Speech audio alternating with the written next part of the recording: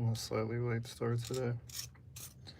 I'm just waiting for some of the noise to clear up.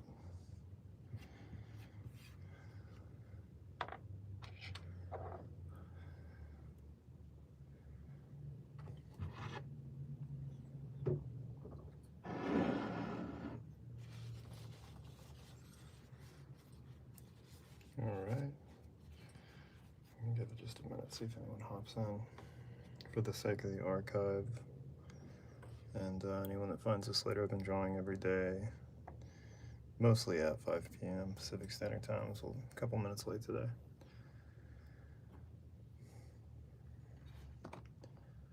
So this is all just kind of part of the same series. I've been drawing different faces of some movies that I like. Started with Tom Hardy, and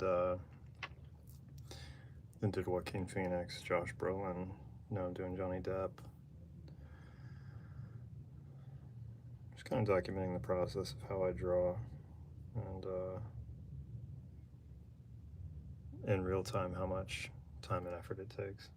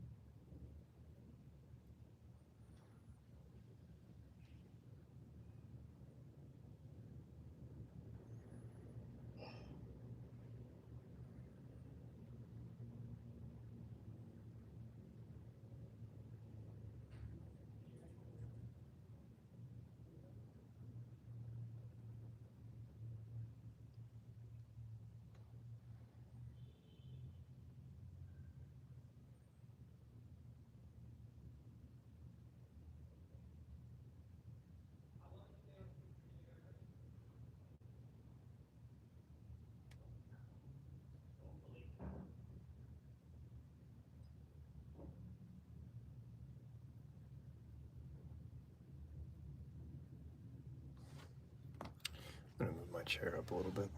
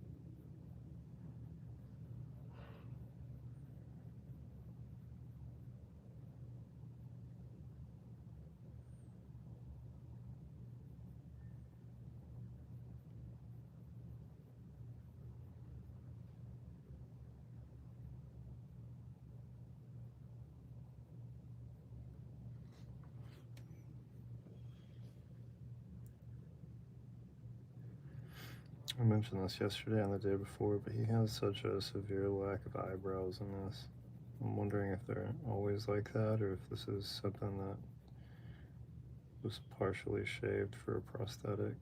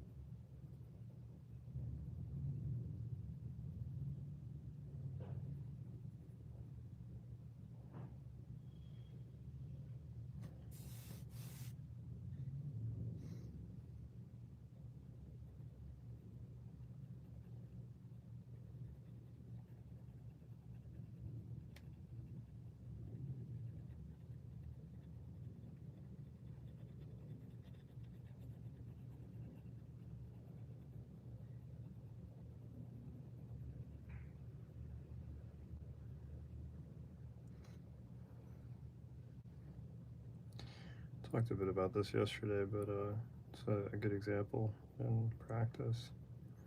On the days that I run and have really good workouts, I tend to draw a lot better. I have more patience for it.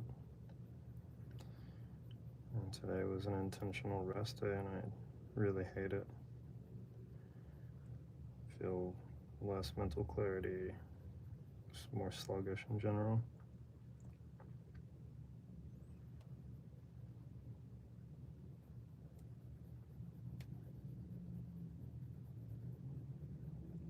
I think it speaks a little bit to past experiences when people would complain to me about having creative block.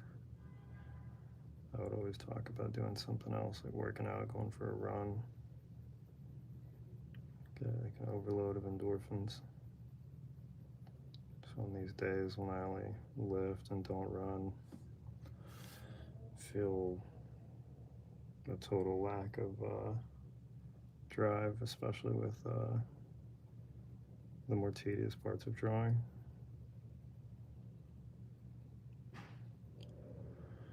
But like I've talked about before with these, this is more about the discipline of the practice. Drawing at 5 p.m. every day, regardless of what's going on.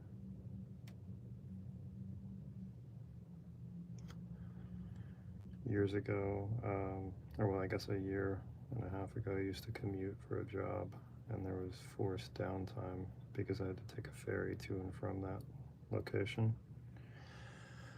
And I started drawing every day, more intentionally drawing the things that I would pass on that ferry.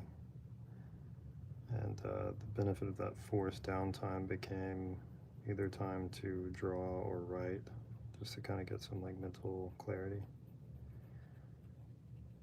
I feel like working out kind of has a similar effect. Or even like right now, I have all my notifications off. Just trying to focus on small details.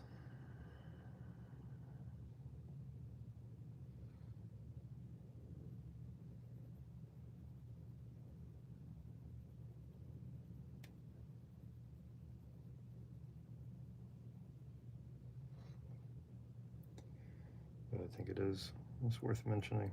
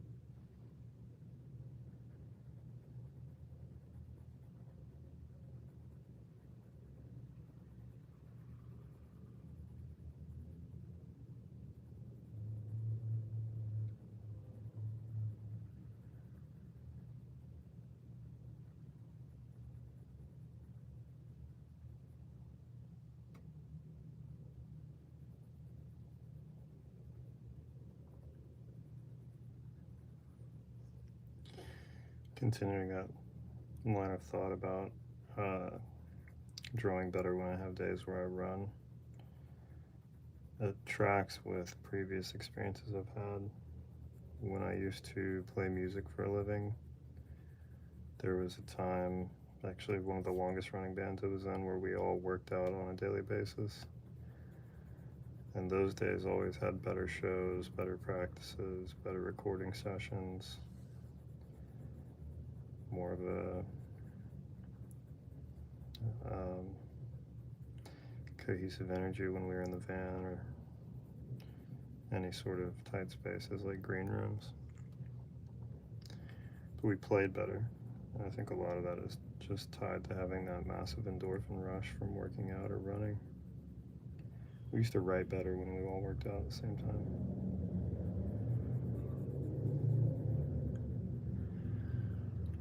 Definitely feeling it.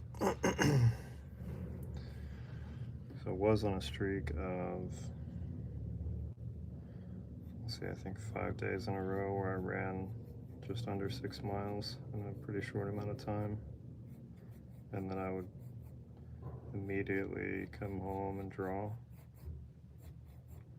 And there is a sort of like an endorphin rush that sort of lasts over into the creative time. Just a little bit more mental clarity.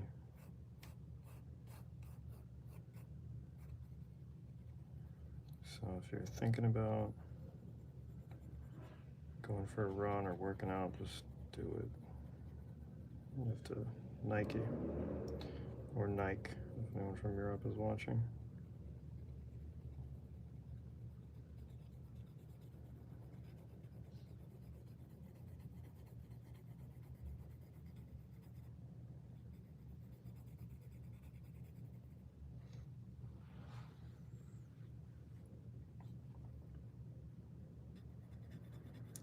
I'm assuming for a lot of these live streams, most people watch either on silent or there's a language barrier, or they haven't figured out the chat yet.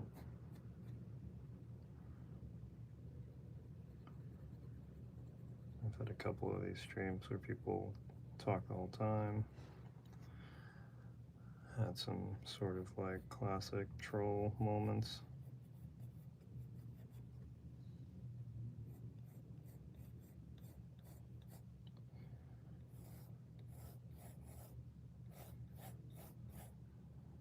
I think more than most I've either just rambled while I'm drawing, or somebody will bring up something random that creates a conversation thread that lasts throughout the whole thing.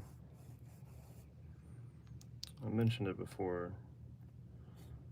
I almost prefer to talk about something aside from drawing while I'm drawing. It's sort of like the same thing as listening to comedians talk about comedy. I get really bored really fast. So I'm always happy to answer questions, but I don't know, something about also probably a little bit of ADD or ADHD. I just get bored talking about art while I'm making it.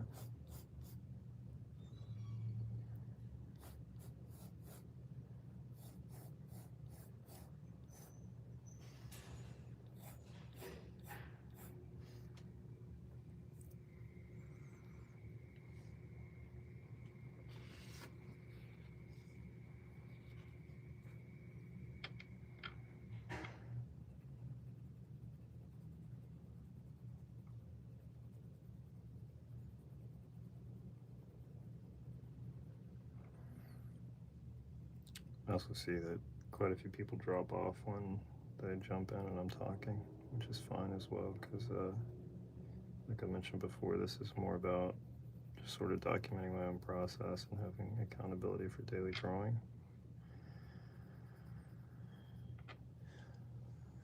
So, mute if you don't want to hear me ramble.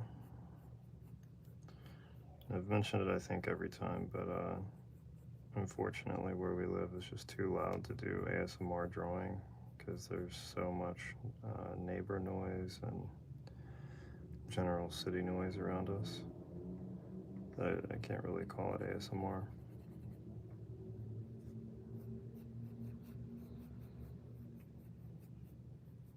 But as several members of my family have told me often, my voice puts them to sleep, so maybe it's a monotone talking ASMR.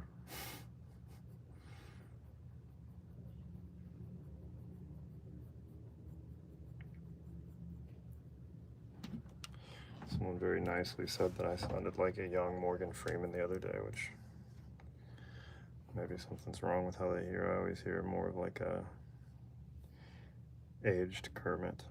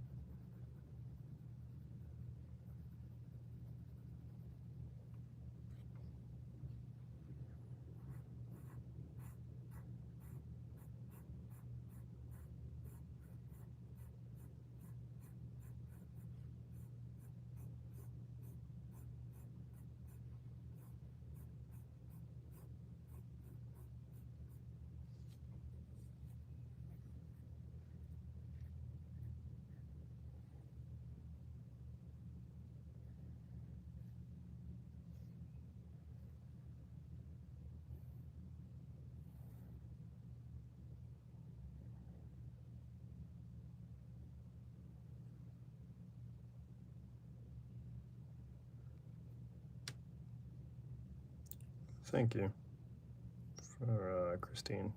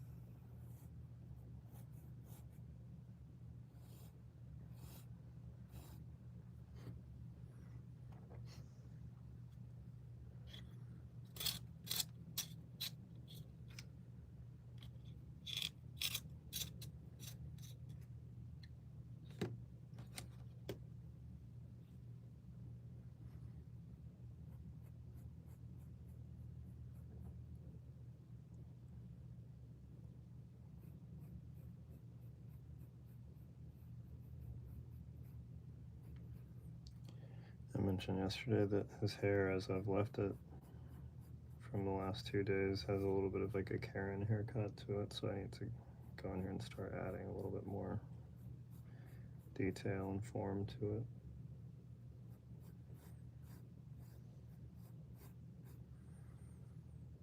It's also a pretty non-standard Johnny Depp photo that I'm working with, so it's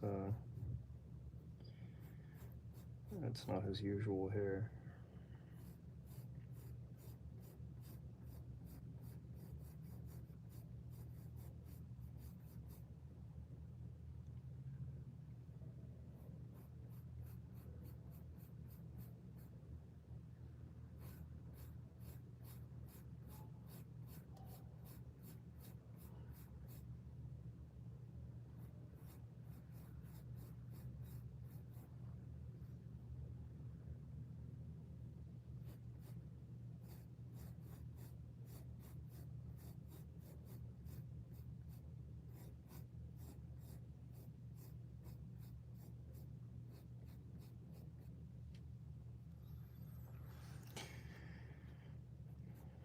So in a couple weeks, I'm going to change the time of day that I'm drawing.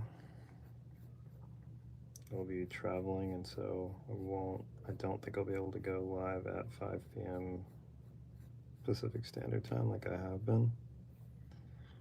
But I will still try to draw daily, which I've been doing for the last few weeks now.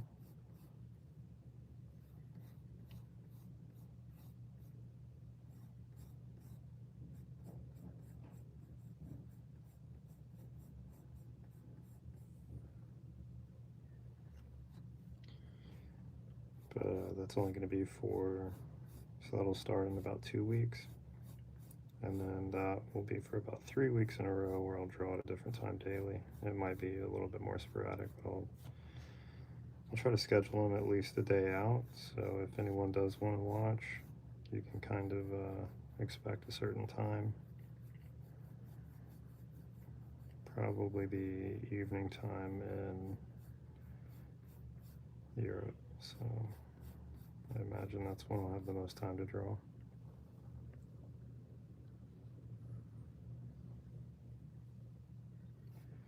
And just like all my other lives, I will still archive all of these. One thing I'm looking forward to is the last time I was in this place where I'll be staying is just the general sounds. There's a lot of birds.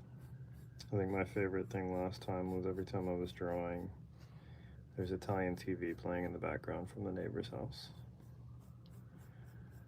So I don't know what it is about that, but it kind of reminds me of watching TV when I was younger.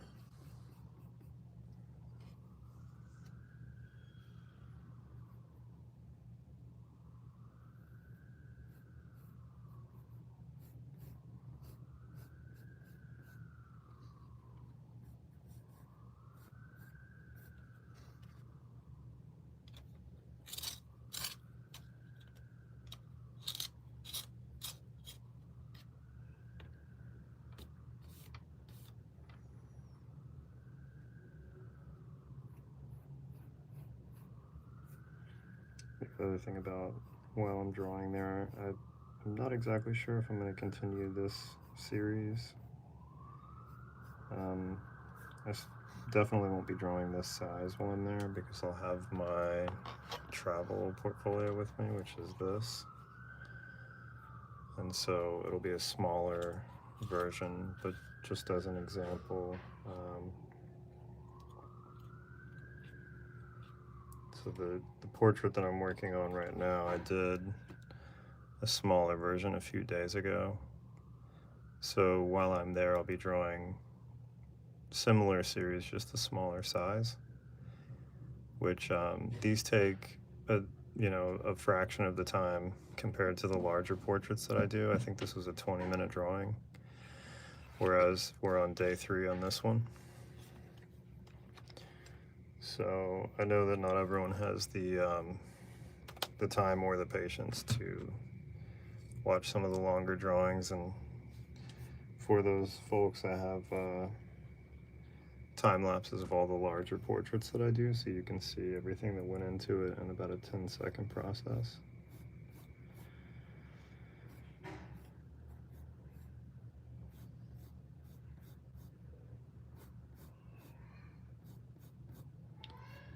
His hair in this is really oily, so I'm trying to get some clusters going. I've mentioned a lot while I've been drawing these portraits that usually hair is my least favorite thing to draw. So I just kind of have to zone out and either talk about something else or just focus, especially for his hair because it's oily and clumped together in all these random shapes.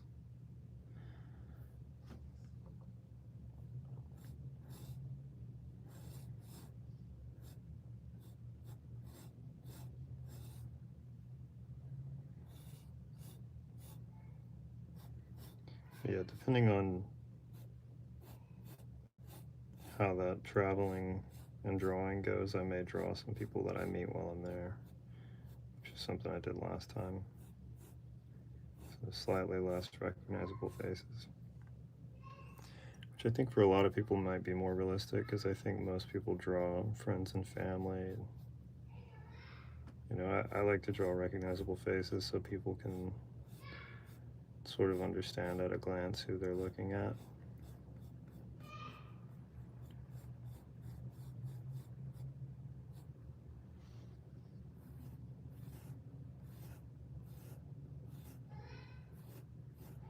You can hear some of our neighborly noise right now.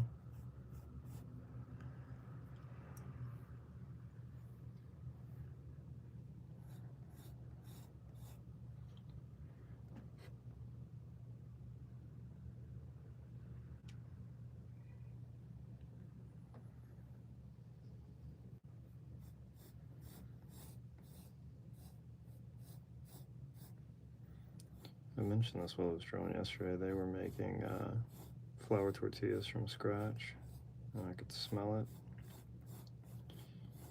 And they've been on like a real streak this week of cooking really great stuff. It's one of our neighbors, but we share a lot of windows. I feel compelled to invite myself over for dinner.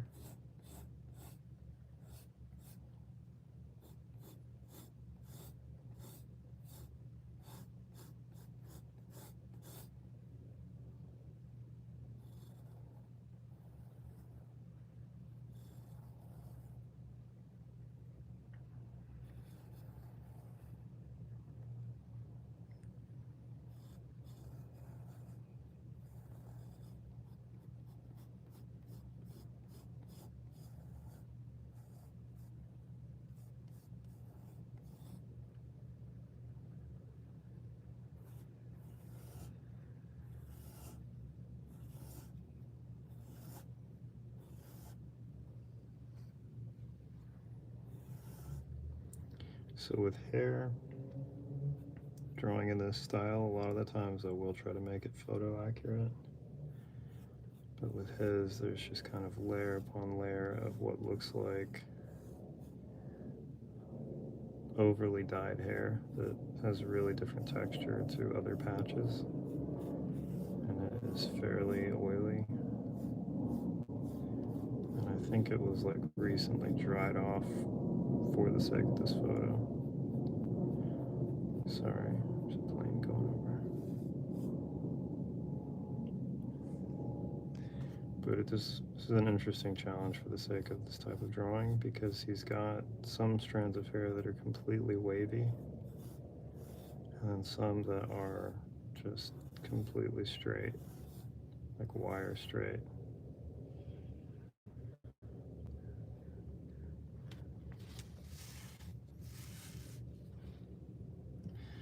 That's another one, though, similar to the last drawing that I did of Josh Brolin a few days ago. I do like it because it looks like he did his hair just with his hands, or at least tried to make something out of it, rather than it being styled.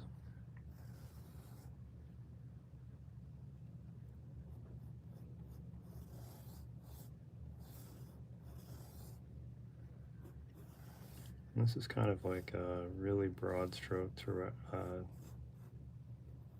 directional texture here. And then as I get it darker and darker, we move closer to the look that he has specifically in this reference photo. I'll start going in and adding more fine layers.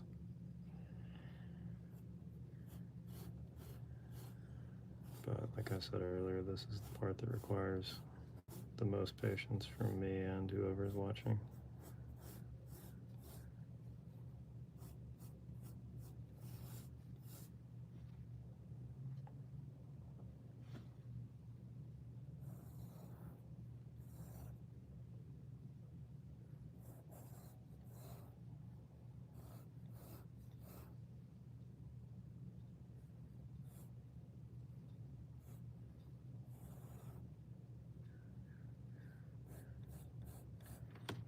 Another thing about drawing with graphite in particular, it happens with ballpoint pen ink as well because of the oil content of it, but under diffused lights, like the ones that I'm using, if anyone's curious about my setup, I have 2 Lume Cube lights that are permanently fixed to my desk. If you do too much broad shading, especially with a medium weight graphite like what I'm using, you get a lot of light glare, and it makes it hard not only to capture for videos, but it can make it get a sort of distorted look under the light for taking photos of the art. So it kind of forces you to have to scan it, and even then some scanners get glare. So what I'm doing differently, and if you want to see a good example of what I'm talking about, a few days back I drew Joaquin Phoenix, and I did sort of broad, quick shading through his hair because it was also dark. By the end of the drawing, his hair on the top left part of the page was completely glaring, so it looked almost unfinished under the camera and the lights, but to the naked eye it actually looks like finished art. So with this portrait and the last one that I did of Josh Brolin, I'm doing a little bit more intentional bulk chunks of hair instead of shading it, really just for the viewer's benefit, because if it were for a commission or part of an art series that was going anywhere besides just generally for sale, I would just draw it and not worry about the glare. But just to explain why techniques might differ for application.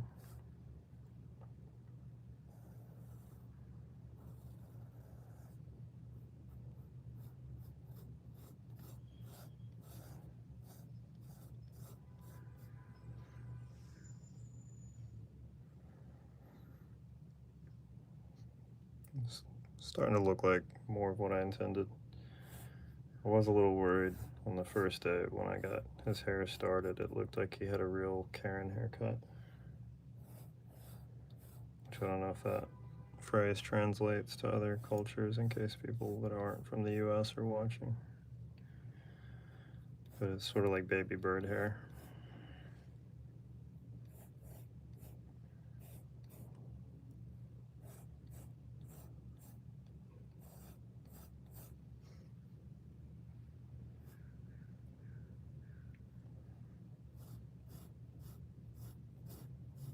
Do we have any US viewers right now? Or is this mostly overseas?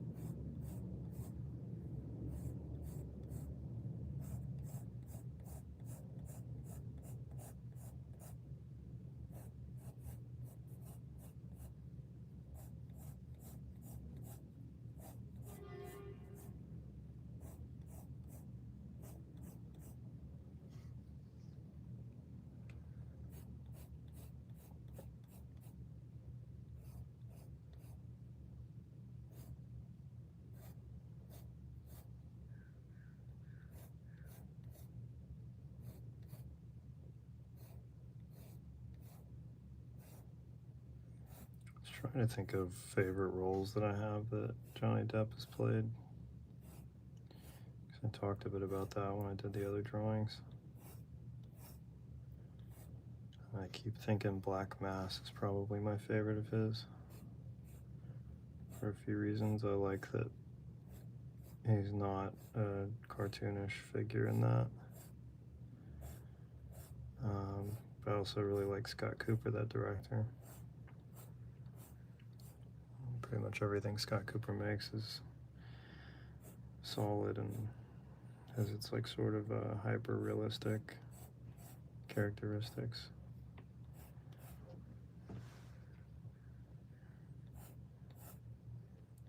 Which I thought was interesting because him playing Whitey Bulger wasn't who I would expect to choose for that role. I mean, Scott Cooper has worked with Christian Bale, so I could even see him doing that role. It's not too different from other people he's played.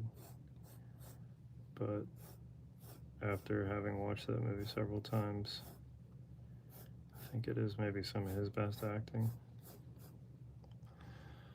I also love Fear and Loathing in Las Vegas, but I talked about this for a while the other day.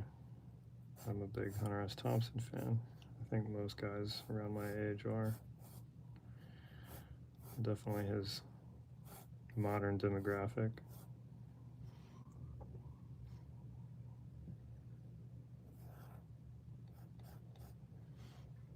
Which, if you have no idea who I'm talking about, it's worth giving it a shot just to read a book that was written without artificial intelligence or any responsibility. He's kind of one of the wildest guys. He's sort of the inventor, or is the inventor of Gonzo journalism. And he and Johnny Depp were best friends, despite being different ages. There's also a great documentary called Gonzo, and Johnny Depp reads a lot of his writing in it.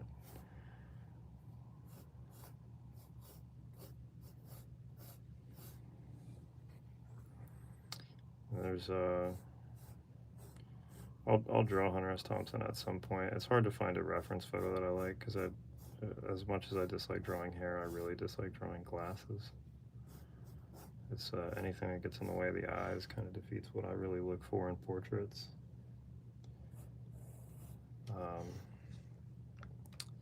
And he typically wore pretty big orange tinted aviators. But to be fair, to the same point that I was making earlier this week, he is mostly bald, so maybe it's a trade-off, no hair, but glasses.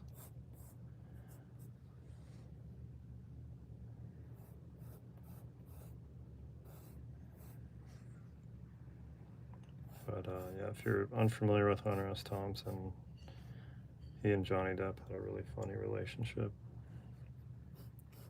They, for his funeral, one of Hunter S. Thompson's wishes was that his ashes were fired out of a giant cannon, and Johnny Depp paid for that to happen. He was funny in life and death. He also used to wear a dog hair hat, so when it would rain, it would stink, and he loved to wear that to annoy people. It's an interesting guy. There's something about his writing that I want to say it's in the very first, in the introduction in The Great White Shark Hunt. He had just gotten a new typewriter, and they leave his sort of his writing warm-up in the book, talking about getting used to using the new typewriter. It's just kind of a raw quality to all of his writing, even when he was younger. And then Johnny Depp and Hunter S. Thompson partying and spending a lot of time together ultimately led to him playing Hunter S. Thompson again in The Rum Diary, which led to his unhappy sort of Amber Heard era, because she played the love interest in that film, unfortunately. Which that book was actually written off of not the book, but the screenplay was based off of a book that Hunter S. Thompson was so drunk that he forgot he had written. And it was from his younger years before he had really started writing for Rolling Stone and other like more periodical publications.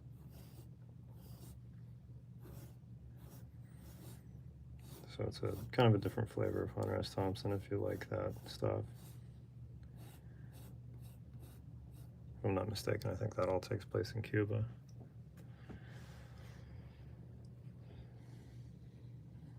Honestly, can't really remember that book either, so maybe there's something to that.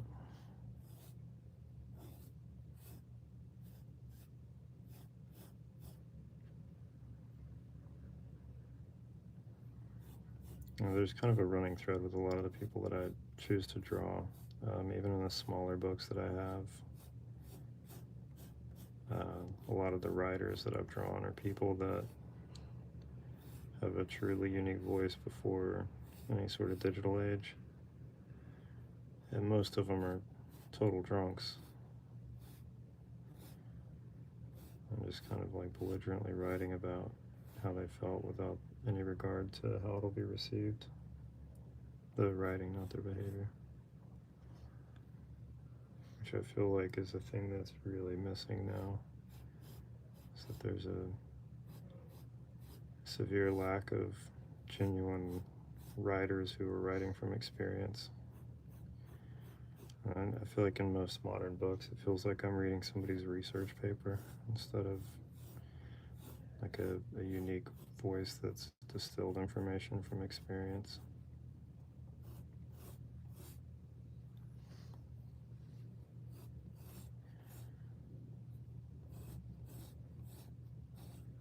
which hopefully there will be a backlash of that type of stuff. I think pretty much everybody, including every good and bad podcast, is talking about AI, but I think like so many people are using AI to write books that there's such a lack of a unique voice in that eventually it's all gonna blend together. I mean, I've played with it a little bit, just comparing it to certain techniques, and I think that ultimately it's going to be similar to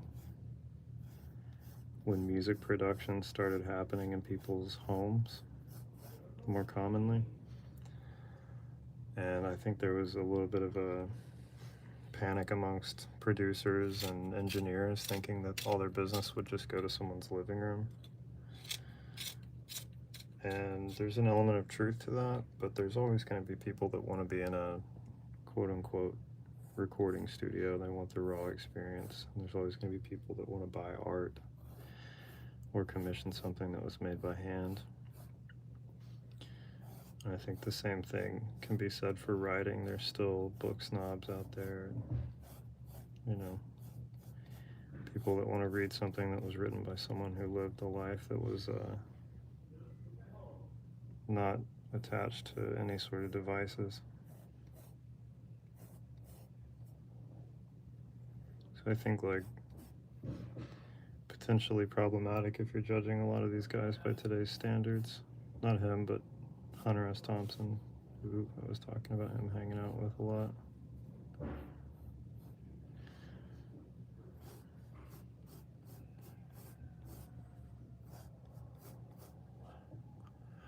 I've been reading Giant, which I should remember her name at this point, but I think it was written by Edna Ferber. It's about West Texas. It's a James Dean film that or they based the film on the book, I should say. Having grown up in West Texas, my brother sent me the book and said that he thought I would like it. I've been like on a Sam Shepard book kick, but I don't know what it is. I just haven't really had like a real drive to read a lot of stuff lately.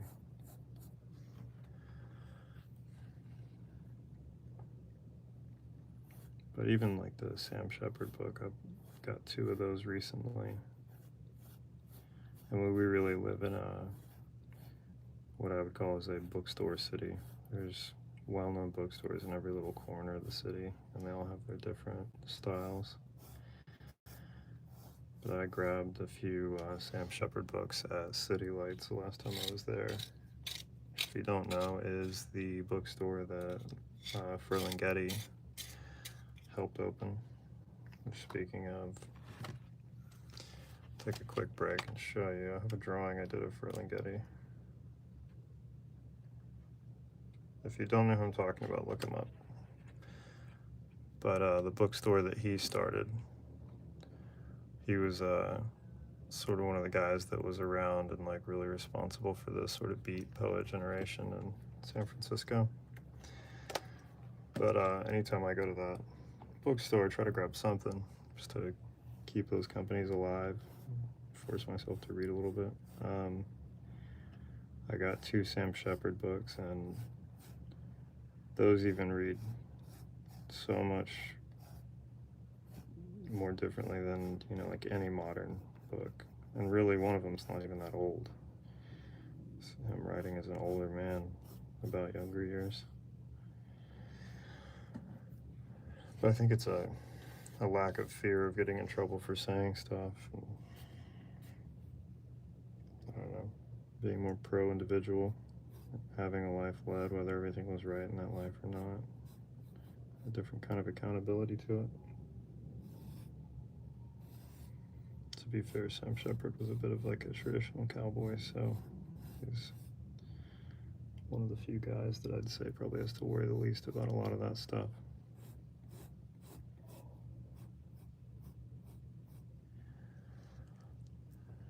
But I don't know, talking more about like what I was saying about Johnny Depp and Hunter S. Thompson being close. it made the whole court case thing,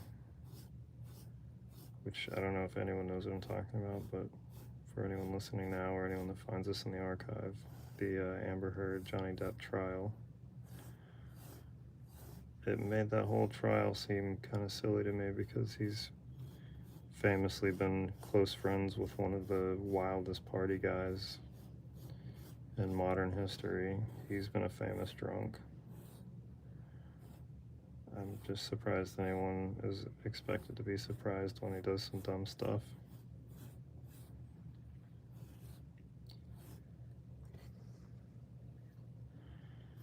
I don't know if you ever hear, I mean, it's in the Gonzo documentary I mentioned earlier, but when Johnny Depp met Hunter S. Thompson, he was meeting him at a bar in Colorado where Hunter lived. And he was sitting in the back of the bar, Johnny Depp was. And he started seeing literal sparks flying from the front, like where the saloon doors were. And it was Hunter S. Thompson coming in with cattle prods and tasers and shocking anyone that was in his way and yelling, "Get out of the way," in his like Hunter S. Thompson way. You know, which like now I think if you were to read a headline about patron shocked with cattle prod at bar, it would be like a leading headline, but this was just a normal weekend in the town that Hunter S. Thompson lived in. People probably still tell the story of the time they got shocked by him physically. So I feel like, I don't know, if you need people like that. As problematic as some of those people could be by some standards, I think they're really, like, to sort of drive people to find like their own interests and not be such conformists.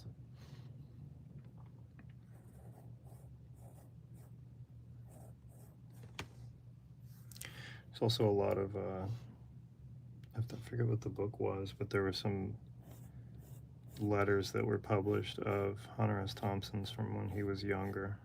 And I'm not surprised by it at all, but when someone was talking to me about that book, they were shocked that he was so sweet and that he offered up really endearing advice to a younger friend who was trying to be a writer. And I think that a lot of those times, or a lot of those people do coexist. It coincides with the wild party behavior and also kind of a teddy bear.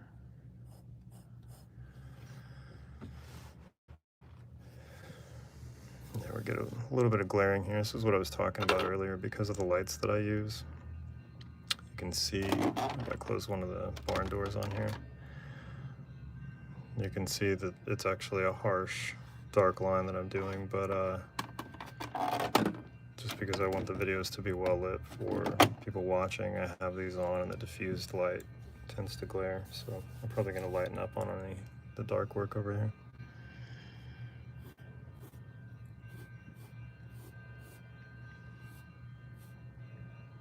Sorry for the bells. There's a church in the neighborhood that rings those. I don't know how loud that is.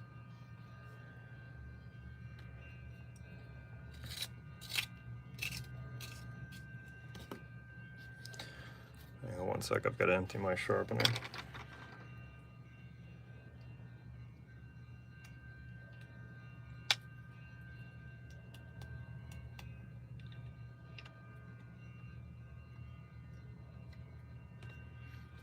Anyway, continuing that thread of thought that I was having, I think there's a lack of appreciation for artists at that level. Hemingway kind of gets that treatment now where people are surprised that he says offensive stuff, but you know, he was in World War I. This is a different time, you know. But if you ever read anything about him, or you know, maybe me talking about it will make you curious, but there's a whole book of published letters from him where you read the correspondence between him and his mother, and it's a completely different guy than who everyone sort of knew him to be later on in life. And for as wild as he was also a total romantic and also a drunk. but a lot of modern writing that gets hailed as like from a different time is just kind of copying Hemingway. He was a really terse writer, if you're not familiar with his stuff. He wrote very short and to the point, almost like correspondence, like he didn't have time to elaborate.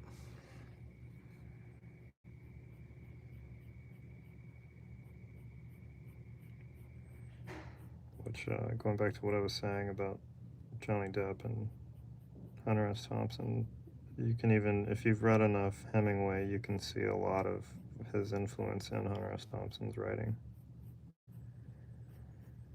Another thing that they both did that I thought was funny they had in common is that they would publicly start arguments with people. Hunter S. Thompson famously really disliked Tom Wolfe, and they both wrote for the same publishers pretty often. Thank you, Wonder Boy. Sounds funny to say your screen name in my monotone serious conversation moment. I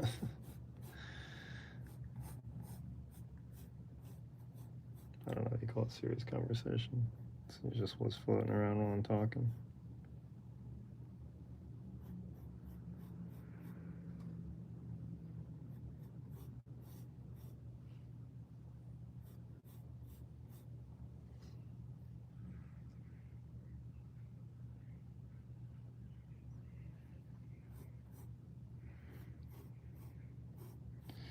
I just got a notification. It says, say it to your face, just subscribe to your channel. Or say it to my face. It's a good name.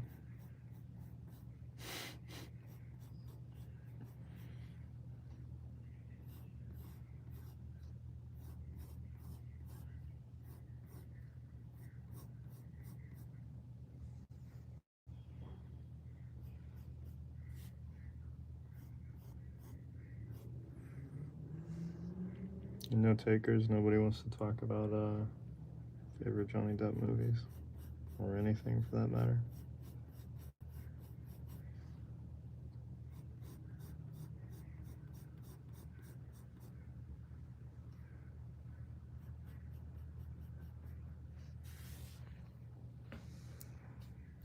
So it looks like there's going to be some glaring over here as well. You can see that glaring there. So I'm going to work it through just so it's, you know, sound as a drawing itself. There's going to just be glaring for the video. And I've mentioned this on all the other ones, but these are all for sale. If anybody wants an original or prints, I'll get that all sorted on my website. But for the most part, I'm just kind of doing what I do on a normal day, just broadcasting it. Although I don't sit here and talk to myself when I'm not broadcasting or streaming. Or maybe I do, I don't know.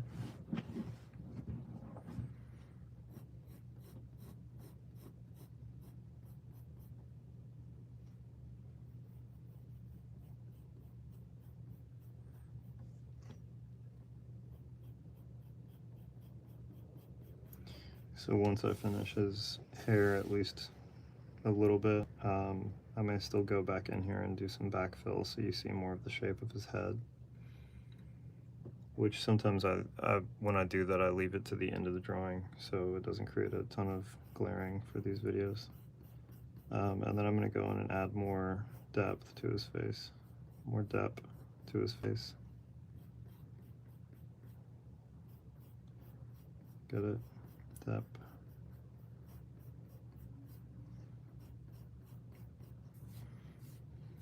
What's Eating Gilbert Grape? That's another good movie. I'm trying to think of other movies that really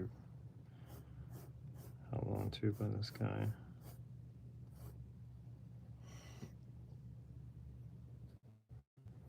That one has a lot of great people in it. I feel like it's kind of an overlooked film at this point. It's early John C. Reilly. There's an actor, I can't remember his name. He plays sort of the middle-aged father in What's Eating Gilbert Grape. I won't say anything in case people are curious to go watch that, so I won't spoil anything, but it's funny because I remember him from the old TV show Emergency, where he played a firefighter, which is funny, where as I mentioned earlier, I run all the time. And they have old TV stations that play on the treadmills, and so I've recently been watching MASH and Emergency, and they also play like Bonanza and a few like great old westerns. But that actor, every time I see him, I think of him and What's Eating Gilbert Grape, or he's also in that old musical, or it's old, I guess. I'm old, but Newsies with Christian Bale.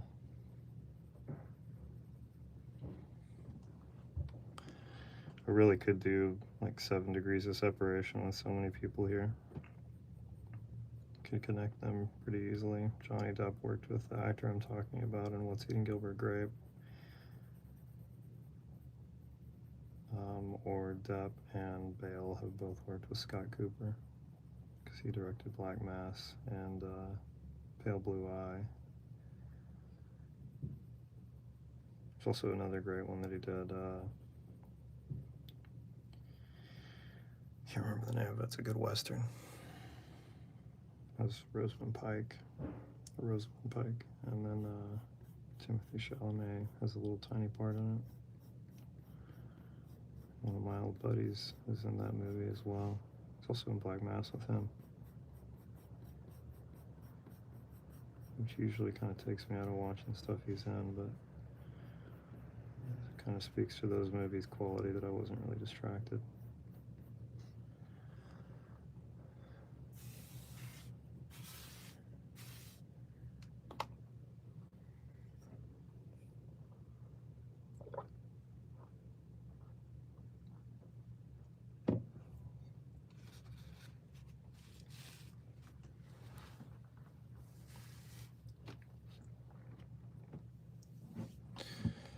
All right.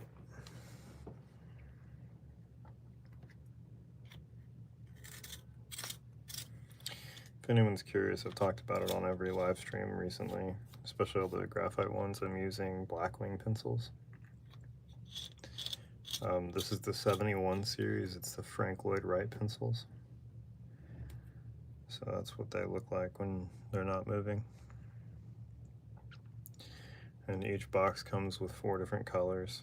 So they have different color erasers and then different designs, which I'm pretty sure they discontinued this series, so I'll be sad to see them go. But it's the same as the Blackwing 602s that are sort of a metallic gray. And I really have a love-hate relationship with them. I go through phases of really liking how they draw and then resenting the fact that they're so expensive. It's also one of those things where, I don't know, I draw all the time and I use pretty specific products just because I'm particular. And there's a few companies, like the company that made the portfolio I'm drawing in right now, or the small one that I've shown a few times. They make great stuff and they're really sweet people. But as they've grown, they've gotten less and less personal. And it kind of shows, like if you tag them in anything, you get an automated message. It's 10 different people that message back. And I'd say that's another kind of gripe I have about Blackwing, is that it's a remade company that's emulating an old company that doesn't exist anymore. I think they basically bought the licensing and started making like sort of tributes to them, to the old style, which is cool in theory, but when I started corresponding with them a little bit more, I realized that it really is just kind of a marketing ploy. I don't know how aware the creators of the new company are about that, or if they know how it comes off, but it just kind of feels like they're very, Like, they don't really engage much. And I don't even mean, like, they've reposted things I've drawn, but I've sent them in-depth correspondence, and their responses back are kind of not personal or impersonal, and a little bit like, why are you telling us this? When I send them, stuff about like performance of the pencils or differences that I've noticed between series, even though they're marketed as same as 602s. I think it's kind of another modern age thing, is that they're really just looking at bottom line. How much can they make off of them? Which there's part of their story is that Steinbeck used to write with him, and he would get 2 boxes and sharpen every one. And if anyone's curious, I have those pencils as well. But then I started looking that up, and apparently that's kind of just a rumor, like a little urban legend kind of a thing. He may very well have done that, but I'm not sure that he exclusively wrote with black wing pencils.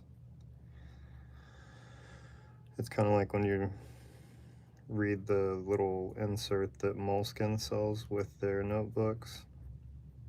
I'm not so sure that all the writers they claim to always carry one exclusively used Moleskine. I think that they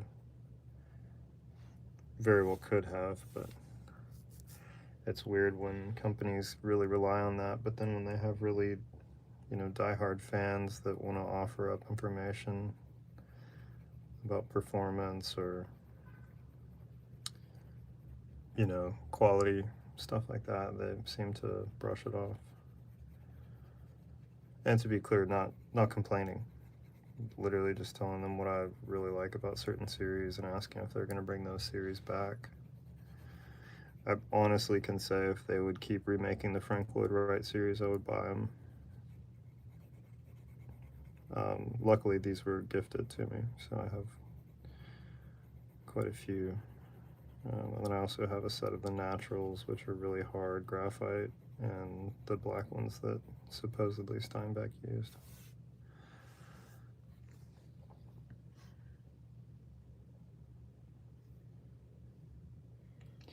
Steinbeck's another great example of what I was talking about earlier with writers. He really, I think, wrote just about what he experienced. It was just everything from his perspective. I don't think he thought much about how it would be perceived. I think that's why a lot of his stuff is so classic and evergreen. You can read it now and not catch any of the references, and it still will resonate as a highly personal story, regardless of the book.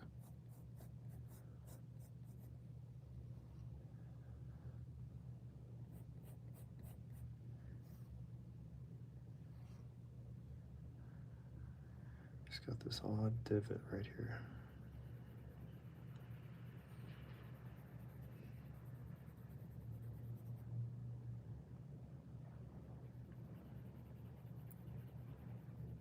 Maybe people aren't fans of Steinbeck, or they just want me to shut up.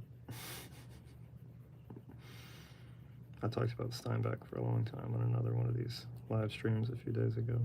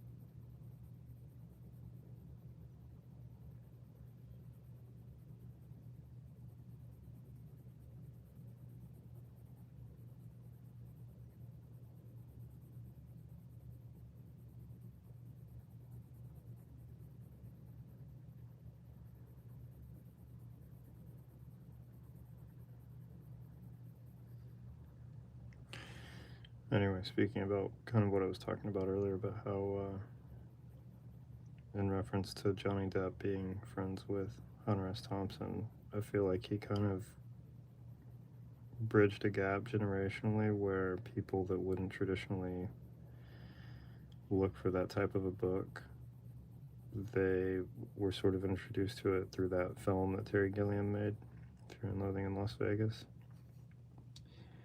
And it kind of revitalized a younger generation being interested in Hunter S. Thompson. I was into him for a long time because my brother introduced me to his work. But I don't know, I feel like we could use more people like that that are less concerned about the public opinion and worried about like getting canceled and things like that. So it's usually where I think the most like revelation comes from, is people who are just genuinely talking.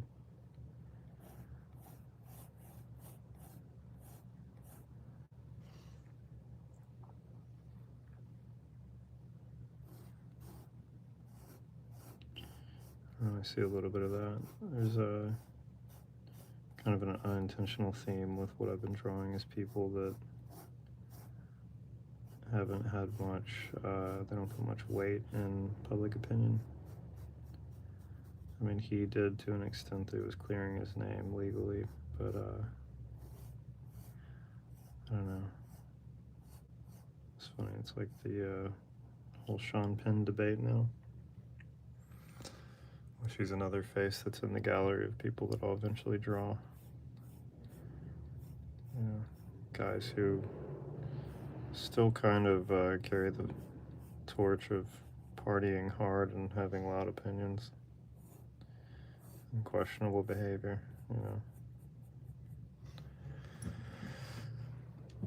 I think the thing about those guys is you can't really make them unfamous. So it's not that they're impervious, but to a few generations, those types of guys are just who they are.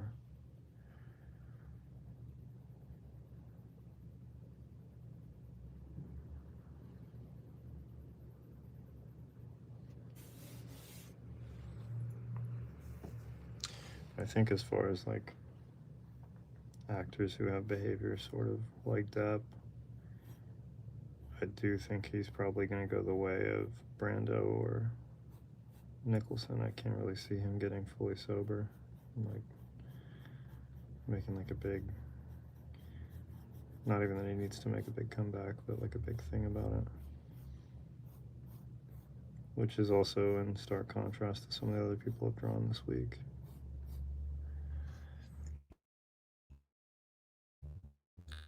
So that in particular, Josh Brolin, in 1 week, who were smoking cigars that are both famously sober. So balancing it out a little bit by drawing a guy who likes trying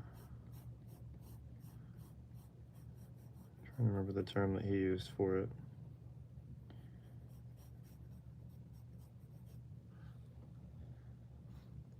I don't know. Apparently nobody's interested in that conversation, but mega pint, that's what he called it. He was referring to the size of the glasses of wine that he poured.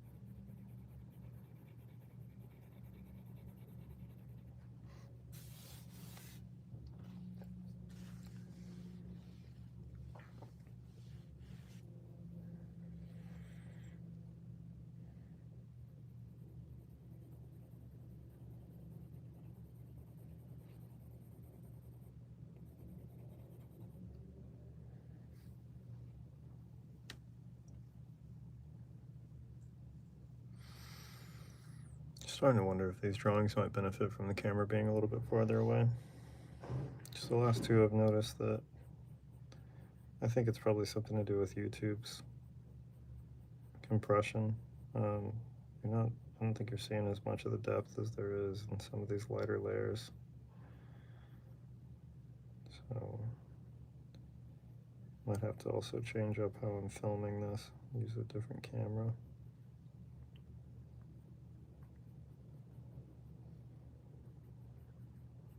So my goal is for you to be able to see it as well as I am.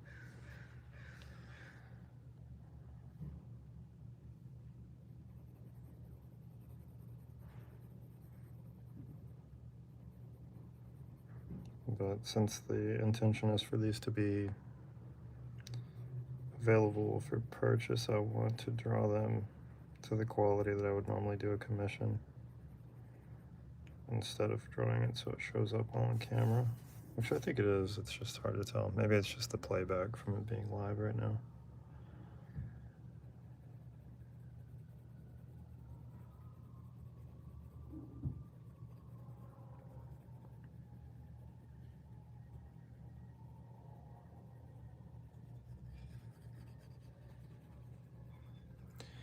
I've also thought about pivoting and drawing from a different pool of reference photos. I've taken quite a few around the city in particular. Oh, little bird noise. Of some of the figures around San Francisco that a lot of the locals would recognize, just to see if any of the local galleries want to pick those up, but in this exact same style, so I'd still live stream while I draw those. Slightly less recognizable in comparison to actors, but interesting characters nonetheless.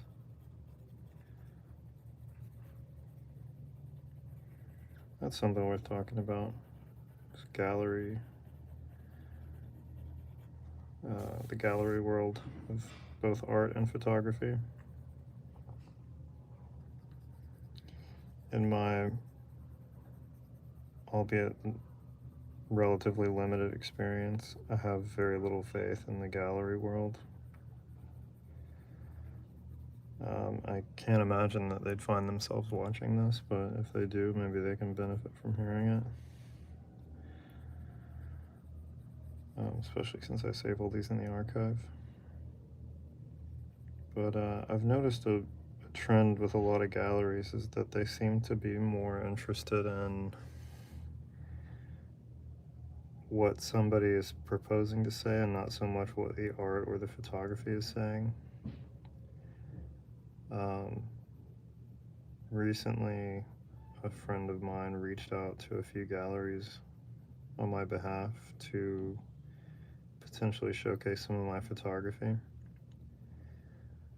And I gave a clear pitch of why I captured those particular photos. They were all on film. It was all, you know, kind of a traditional capture process. Clear message behind it. And they said that they were familiar with the photos because they're sort of iconic areas, and also just San Francisco architecture for the most part. I mean, I have a great deal of variety. I've also got a lot of street photography and portraits, but as well as all the art that I do.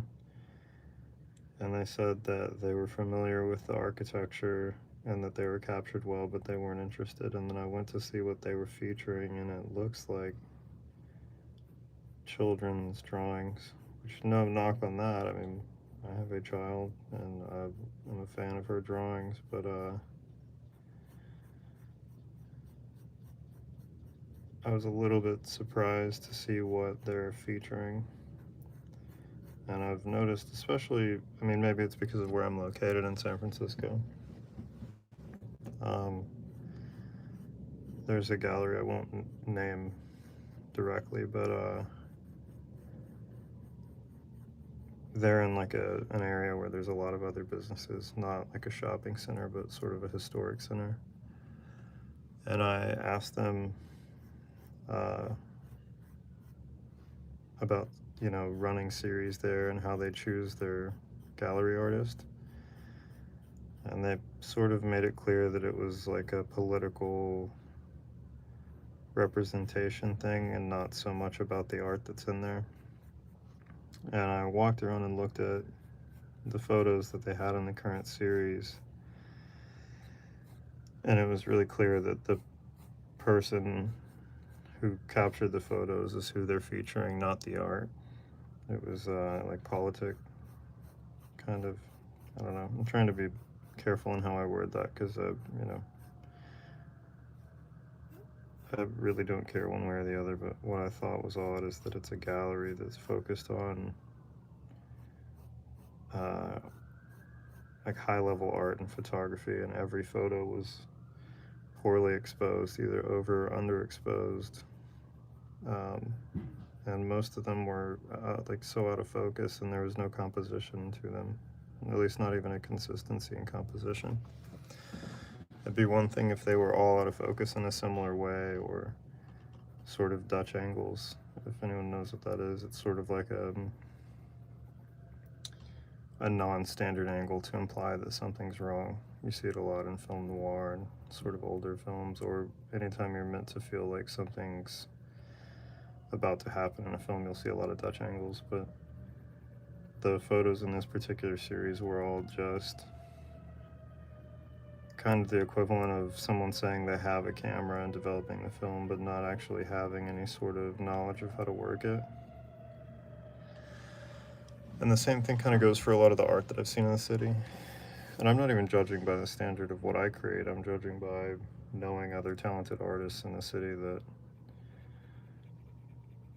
also basically are just existing solely on social media, because the gallery world is kind of a show of like political standpoint and stuff like that,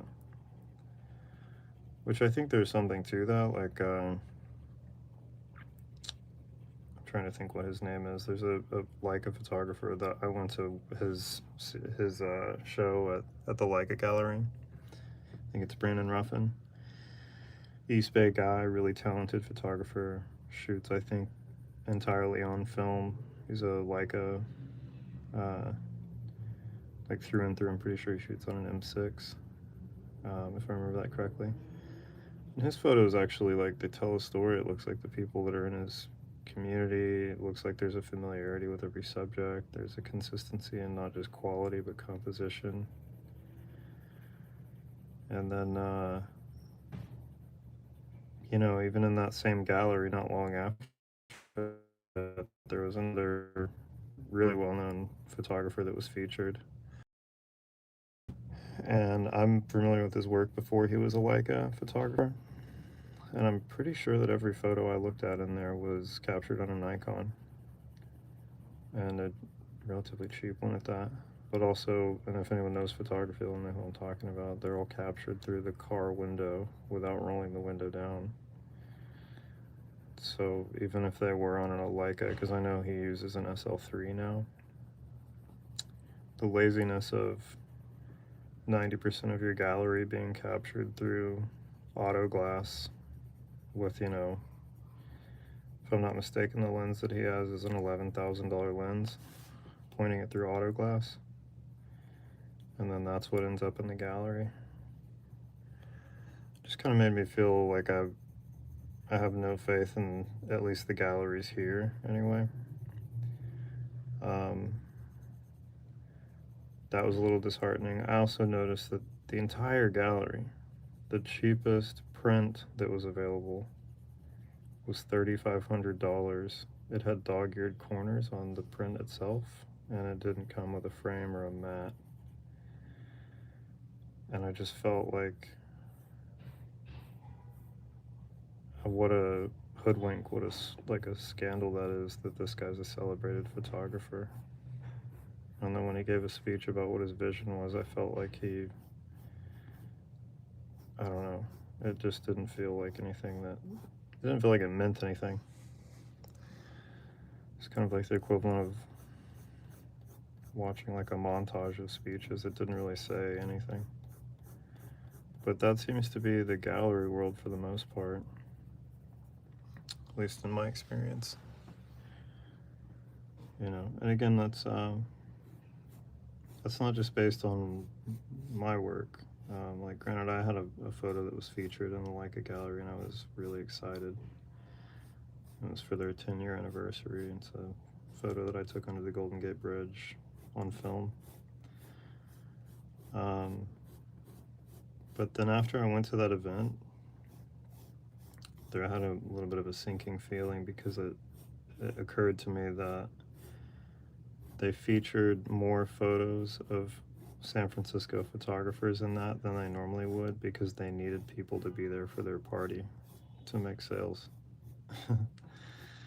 And it was made apparent to me, because as I talked to the people, you know, granted, I've spent a hefty amount in there, like, not because I can casually do that, but, you know, it's something I've worked really hard towards. When they realized I wasn't there to buy anything, the conversation ended. And it made me feel like this place isn't a gallery, this is just a sales floor that happens to sell really expensive equipment. And I don't know, there's a handful of places, especially in San Francisco, where I look at what artists they feature, and if you were to play a game and show me the artist description or their mission statement, and then show me random pieces of art, I could never tell you who it actually is, unless they're naming their pieces individually. And I think that it kind of speaks to the fact that people are celebrated artists because someone told them you should celebrate this artist. It's a PR thing rather than talent or skill. Occasionally they overlap. There have been things that I think, like I mentioned, I'm pretty sure his name is Brandon Ruffin. He's a East Bay photographer, really talented guy. He and Jake Ricker had a co-show at the Leica Gallery, and that so far has been the most impressive gallery experience I've ever been to. But they both are intense guys, and they shoot entirely on film, and they have so much consistency in their work that it makes sense that they would both be celebrated photographers. But otherwise, I've been sort of shocked by the lack in quality and consistency, and there seems to be no like pro-individual praise, you know. I think it's a lot of like, what boxes does a person check? Oh, let's feature them in the gallery regardless of the quality of their work. I don't know, I think that eventually the pendulum will swing back and people will celebrate talent again. Again, none of this is based on what I'm doing. This is just me speaking as someone that has spent a life doing random creative things.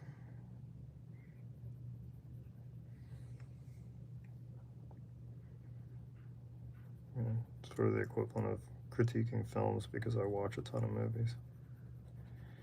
And it's just the fact that there's overlap because I create art and photos. Can also speak to the technical aspects of it as well. But yeah, I'm curious if anyone sees this now on the live or later in the archive, if there's a art or photo gallery that you feel is actually supporting people that have genuine, impressive art style or photography. I'd love to know what galleries you like.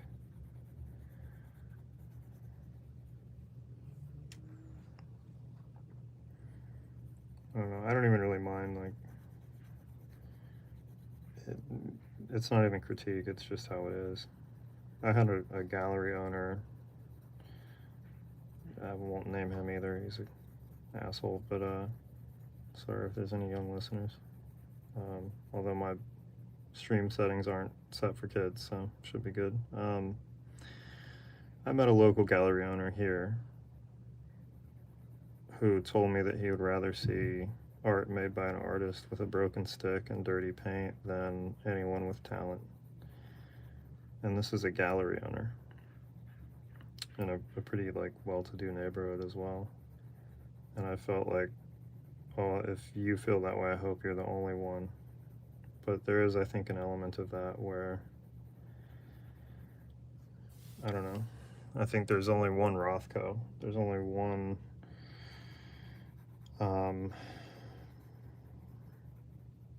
like Basquiat, you know, and then there's a lot of people with cheap imitations.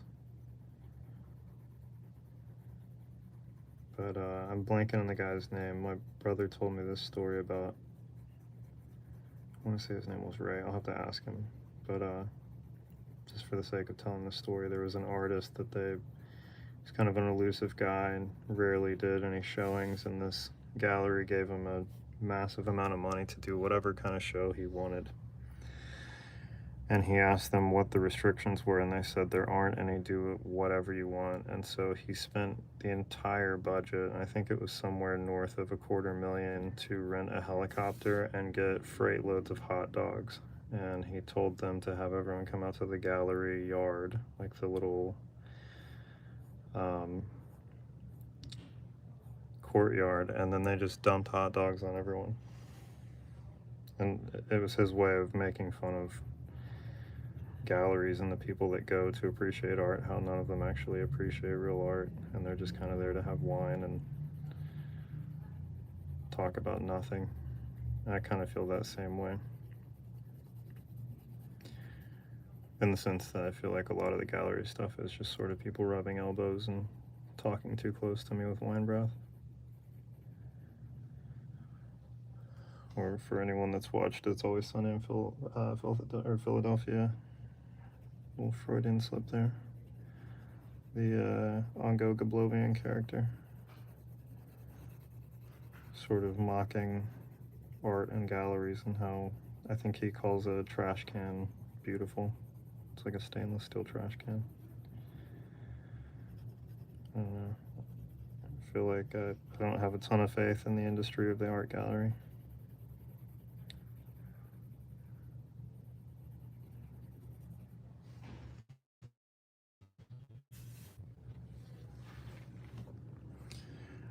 I think it should be examined more, though, in terms of like who actually benefits from that stuff.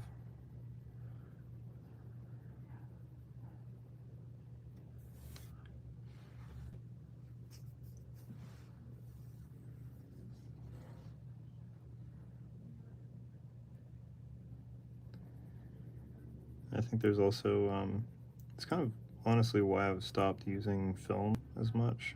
For a long time, I was shooting and developing all of my own film, scanning it all at home, doing all black and white. If you aren't familiar with that process, it's easier to develop black and white. You can do a monobath development. Cinestill, the company that makes a lot of development gear and good film, they have a single chemical where you can develop them. I was really obsessed with that for a long time, like so much so that I never left the house without my film camera. I would, fly with a film camera and either hand check my film there or buy in bulk. I was documenting tours for bands with film up to like last year. And then I noticed this growing trend that people just kind of accept that if you shoot on film, you're good, even if it's an absolutely terrible composition of a photo. And it's really evident. You can just look around on Instagram or Threads or any of those places, and all the comments are like, fired, so dope, and then I look at it, it's like, this is out of focus, it's underexposed. And it looks like they didn't develop it themselves and they sprang for like the cheapest scan. It's not grainy, it's pixelated. And I feel like it's the celebration of the wrong thing. Like, shooting on film is great, but if you're doing it just because that's what everyone else does, you kind of miss the point. It's about like the same reason as, all the bands that I played in. I don't think any of us had modern equipment other than pedals, Like I think the newest drums that I ever played were 71s. And there's a reason for that. Things were made differently back then, so they sound different. And it directly translates. We would get people that told us, we reminded them of the Stooges and stuff like that. And it's like, yeah, we're playing all the same gear as them. So just sonically, even if we were sloppy or obviously not as good as the Stooges, the older gear speaks for itself. And it's the same with a lot of photo equipment. If you know how to use it right, you can get a really great product out of it. But then it became like a wave similar to how music was, where everyone that I talked to had some kind of vintage amp or vintage drums or whatever, but then they're playing kind of modern, like lowest common denominator type music with it. And it's sort of like, well, you missed the point. It's not about having old equipment. It's about playing in the genre that you like and having the equipment that suits that. But I think like the celebration of just simply using film for photography is not enough. People should be looking like at the composition. For the same reason I started using black and white film, not because I could develop it easier, but because it makes you focus on composition instead of colors. So structurally, you look at buildings differently, you look at where the sun is and what's reflecting off of what building, or how you can utilize natural lighting better. Which I mentioned not on this drawing, but on a few drawings this week. First thing I look at when I look for reference photos is where's the lighting source, because an evenly lit photo is often easier to draw if you're not wanting to do a hard contrast from side to side. I wouldn't know any of that if I didn't, if I wasn't also a photographer. I mean, I guess you could learn that from classes or watching videos, but each creative process is sort of leaning on another one. And so my whole point in this is that when I was using equipment like a older film camera, you really truly have to learn how to use it properly to understand the medium, and that's when you get creative, is when you get comfortable using it. And I feel like a lot of people just have that stuff and don't fully learn how to use it, and then they're celebrated for having it. And that's also going back to what I was saying about Leica. It is unattainable for a lot of people. It was unattainable for me for 21, 22 years. And when I finally got the one I wanted, I was excited to go to a Leica event at their gallery that I was kind of talking trash on earlier. And, disparaging lightly, playfully. I caught a lot of flack from other photographers because I didn't go for a film camera for Leica, but I love the film camera I have already, and it's not a Leica. And I wasn't looking at dropping that kind of money on another film camera when I already like the one I use. And then I realized by the end of the night, I think 5 or 6 people had all kind of made the same joke, like unattached from one another. And the sort of elitism and judgment that I got from people that later, I mean, there's a couple, not bad photographers, but a few people who I think may have like trust funds attached to their creative hobbies. I didn't really get it, and it made me not really want to hang out at that gallery anymore, because I'm also not gear chasing. There was a specific camera that I've wanted, has a fixed lens, so I don't have to lens chase anymore. I got it, and then I've used it ever since. It's great. That's kind of all it was for me. But for those people, I think it's like a way of life of sort of being in a different bracket of how much money they're willing to spend on their hobby, and then they dole out judgment or whatever you want to call it for anyone who's not going to that same extent. But it's kind of, I don't know, I think cliques exist in any creative practice. And going back to what I was saying about galleries, I think they're some of the worst of them, But bear in mind, if I was contacted by a gallery and they wanted to feature my stuff, I would do it. But I'd have to do it with like a fake smile, I think, for the most part, unless it was an entire show of my own stuff. So there's been quite a few shows that I've either seen from a distance or in person here. What I mean from a distance is like the documentation of it, like the overly done promotional aspect of it. And it's people who started making art like last year and have just used ChatGPT, I think, to write their artist statement. I don't know, just like there's something that like reeks of desperation about that, you know?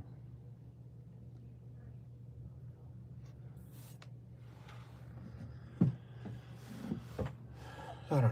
Something about putting in the time, grinding it out.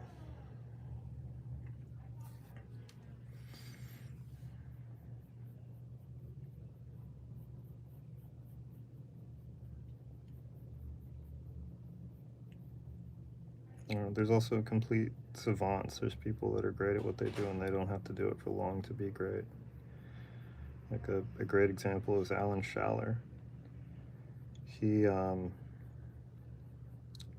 one of the greatest monochromatic black and white photographers, also a Leica.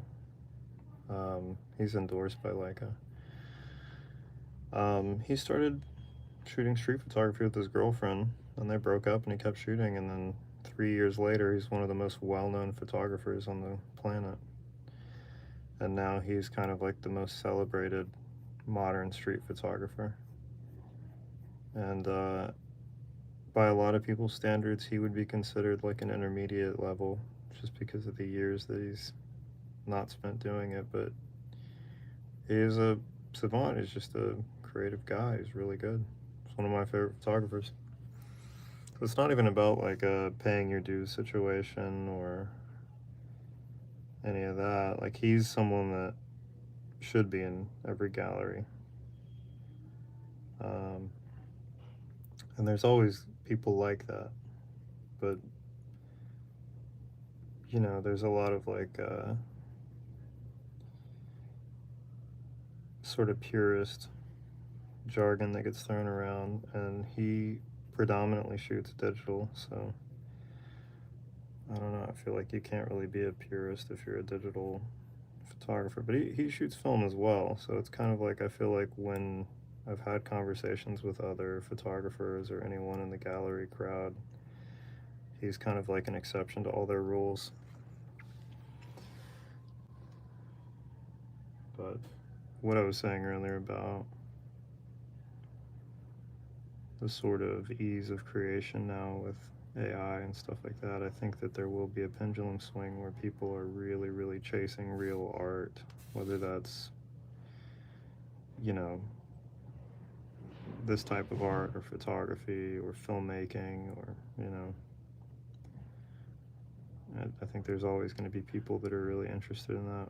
I'd love it if some of those people would open a gallery and put some like honestly talented people on display.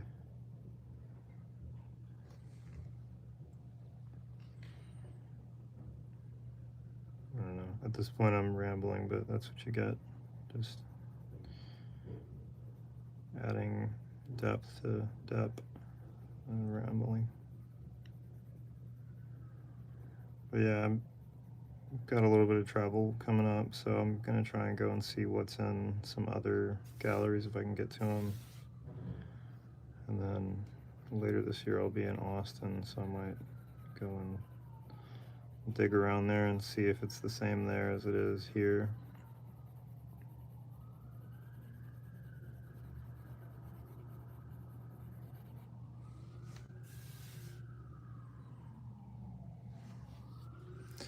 Like I said, if anyone's watching now or later in the archive, if there's galleries you feel like I'm not talking about, like places that actually look for, and I'm not even talking about my art, just in general, a gallery that shows genuinely talented artists, I'd love to know where they are. I feel like there's like a disparity in the actual real art world. If I see one more show of someone who can't properly compose a photo or use their camera but is celebrated, I might just like boycott all galleries.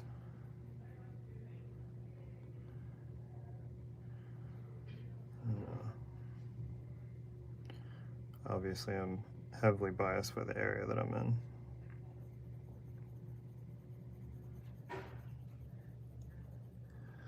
But that is something I can say for anyone that's curious about San Francisco. Most of the creative people here are very good at networking, if you know what I mean. I say that with all intentional sarcasm. Just such, like, the artists here are talented at networking. They're very talented at being at the right place and hanging out with the right people.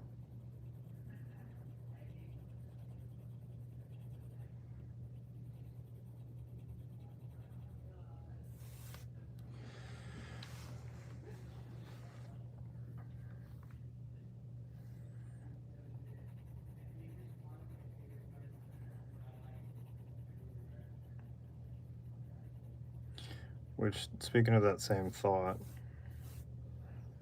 for years when I was in touring bands, there was kind of a trend of bands that weren't quite as, I guess unique is a good way of putting it, or memorable. They're sort of middle of the road, not anything that was earth-shattering, had a couple good songs.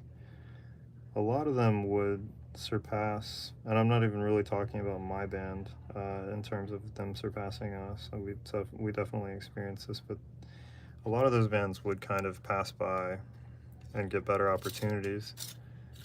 And for a while I used to wonder, and then it occurred to me that often the person who's the better hang would get those gigs. So they want to have a good time backstage and on the tour instead of, you know, for lack of a better term, there's definitely some people I've played with over the years who had like a sort of desperate air to them. And people who were kind of like not as fun to hang with.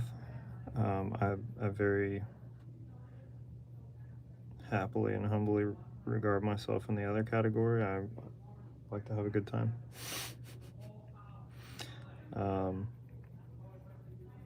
You know, so I think there is something to that being a good hang and getting opportunities because of it. But that's not exactly what I mean about the galleries here. There's a little bit more to it than that. I mean, there's certainly artists who I think are a better hang than they are talented.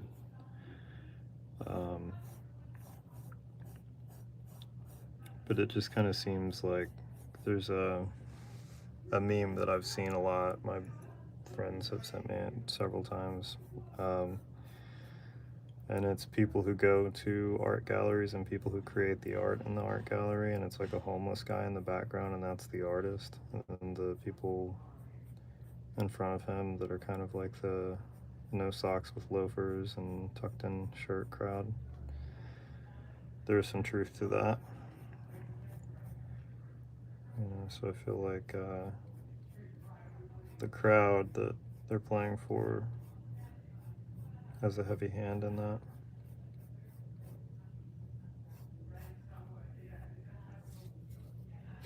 Anyway, rambling brought to you by me.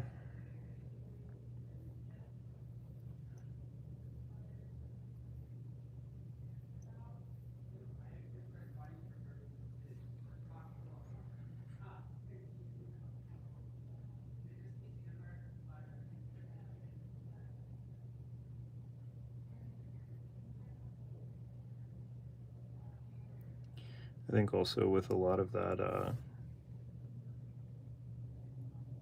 lot of what I'm talking about with galleries, how they will feature artists based on the artist's description rather than the art itself. I think there, especially here, there's a lot of like perceived safety in that, like uncancelable because it checks certain boxes. But I think, like, upon further review, you'd find a lot more people that are talented artists and also decent people. I think it should be based on merit of, like, accomplishment or vision or message, you know, and not so much like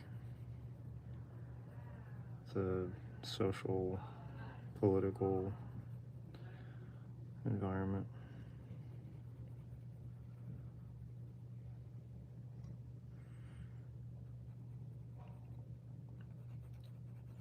I don't know, and I think that, like, in every creative realm, that's always there. It's part of why I don't really enjoy going to shows anymore. I was playing in them for so long that going to them, it's hard for me to not see behind the curtain a little bit. A good example is this absolutely horrible band that was on a tour that I was working on. Not the band I was working with, but someone that was on it. Like, really unprofessional behavior, some illegal stuff going on, if you catch my drift. At some of their shows, like their Portland show, they gave a very big political sort of like altar call feel, like speech in the middle of their set to a bunch of people that were wasted and dancing about a lot of like political stuff that's going on, like geopolitical stuff, and forced some like really, really contrived tears.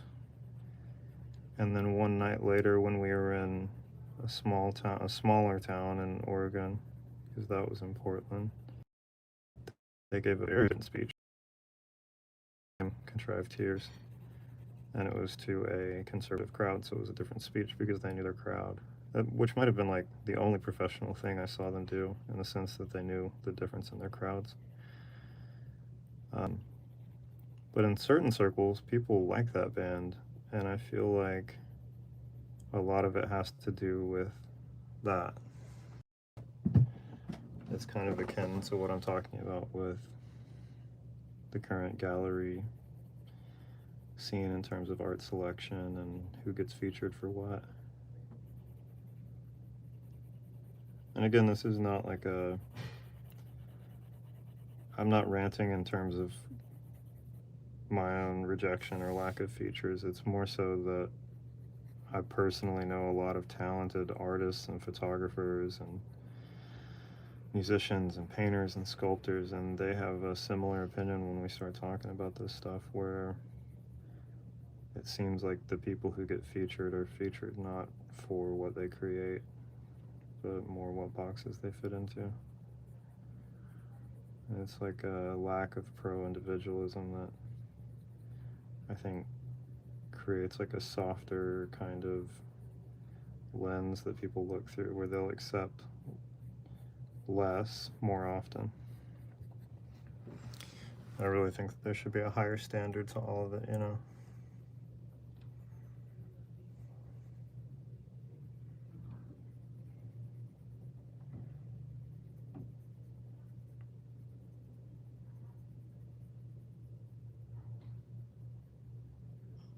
Well, I guess I'm never going to run for politics because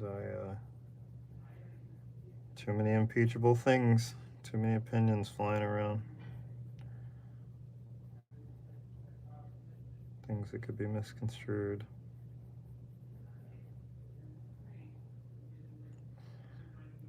I'm kidding, just really monotone. I don't have much emotion in my voice, so.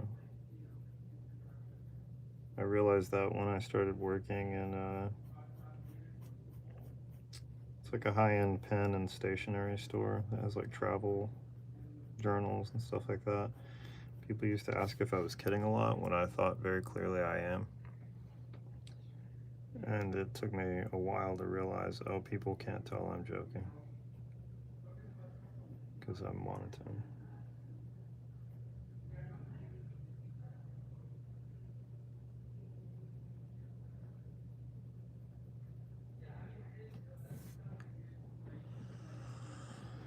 Well, that joke chased a few people off. So yeah. I was really pleased last night on my stream. Somebody asked me actual technical questions about drawing. Which, except for people trolling, that's I think the only real art, like honest art questions I've gotten so far in like 18 days of doing this in a row. Or well, somebody did ask me about what I'm doing right now is lifting contrast and lines and skin. So two out of 18.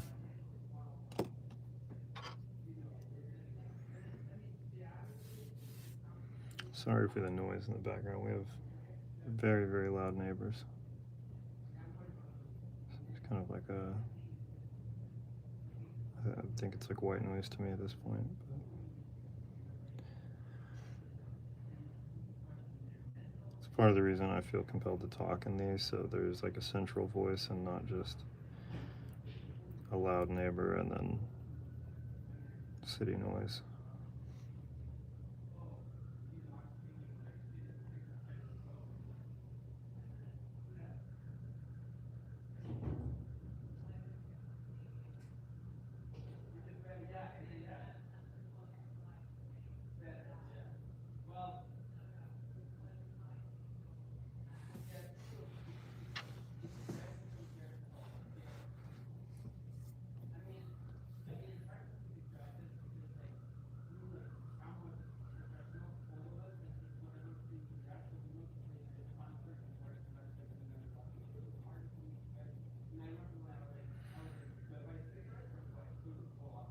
Anyway, continuing on some of the stuff I was talking a little while ago about sort of a lack of genuine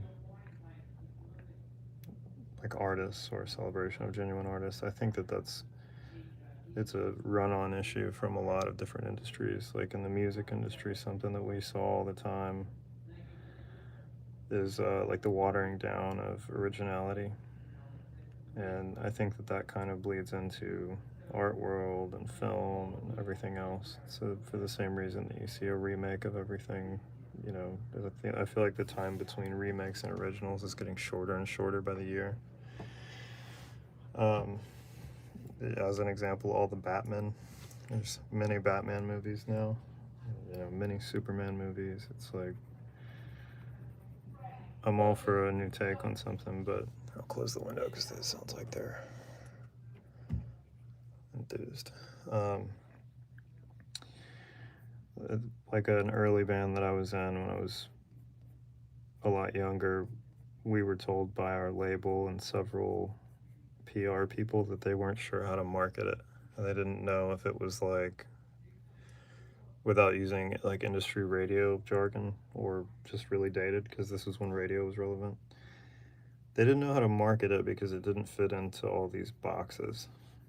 So we had to try and write music that was different to appease a record deal for the music that wasn't the same as everyone else's. So it was like we got their attention by having a, you know, a tiny amount of a unique take, and then because they couldn't figure out how to market it in a safe way with the rest of their catalog, they wanted us to write more watered down versions of a genre that was more clearly defined.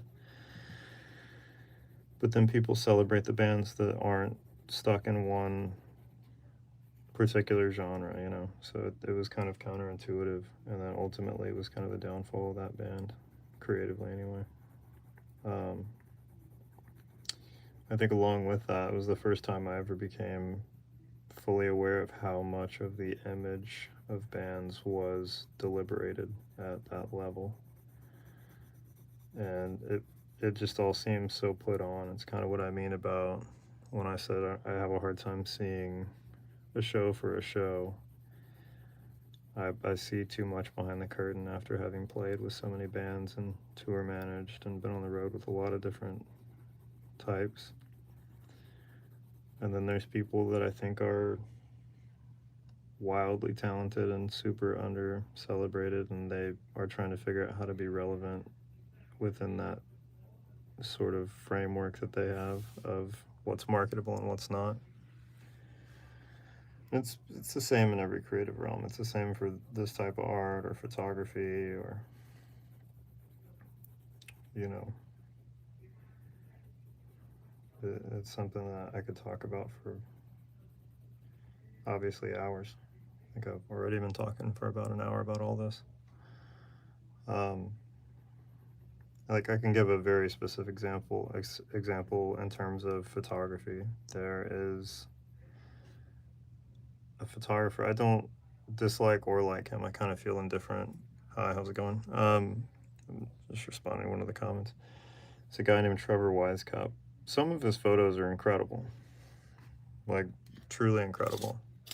But some of them, and he is a very avid street photographer. I mean, the guy is prolific. He shoots a lot of photos. And I think he's more celebrated for the fact that he chain smokes and uses a flash in people's face and shoots all on film. It's like kind of this character that he is what's celebrated more than the actual composition of his photos. And he gets in like arguments on the street in New York, so it's like good press, but the composition of his photos is sort of ruining people's day by shooting a flash in their face and then having an argument about deleting the photo and him explaining it's on film. And he's like a really celebrated photographer. I think that's more of like the story around him so much, or, you know, more than consistent quality. Joe Greer is another one that for a while I followed him, and his wife is a photographer as well. And he's kind of restarted this trend of wearing cameras with like such a tiny camera strap that it may as well be a necklace. As if there's like a, you know, more of a need for people to know that you're a photographer when you're already carrying a camera around.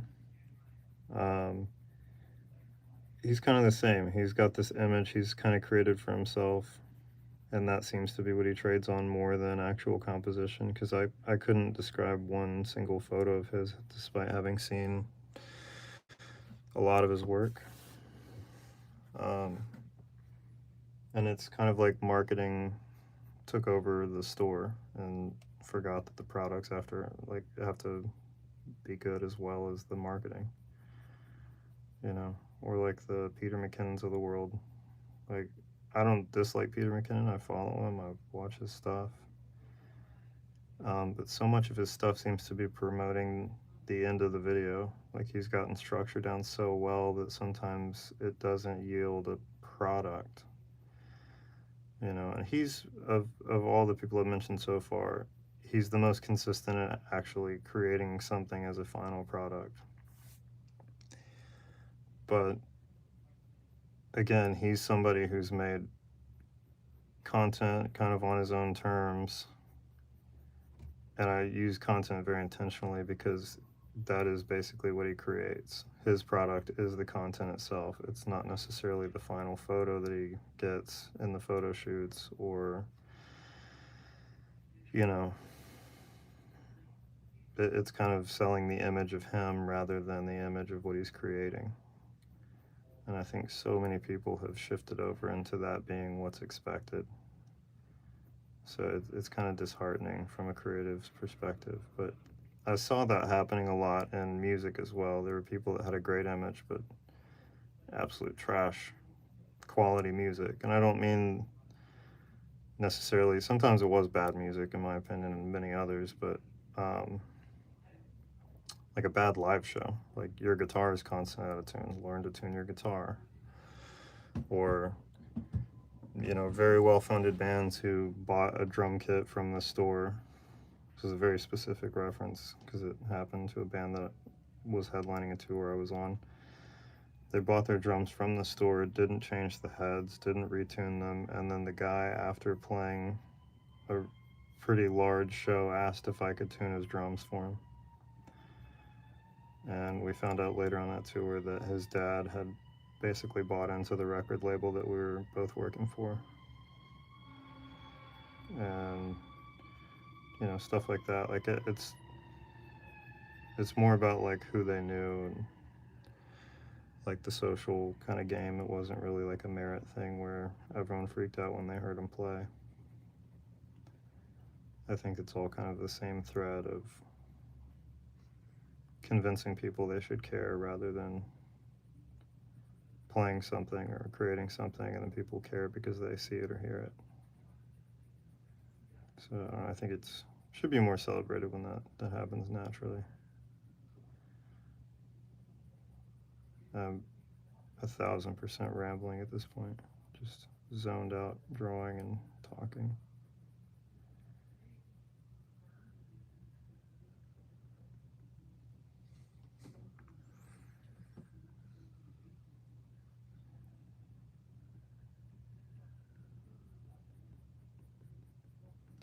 Anyway, since I just spent so much time kind of subtly trashing the gallery market and uh, music and the industry and everything, I'll give you some good recommendations for things that I actually like that have the common thread of authenticity. Um, if you like music and you like stuff that's peaceful and well written and thought out, you should look up Andy Schaaf. He's a Canadian artist who is also in a band called Foxwarren. He's great.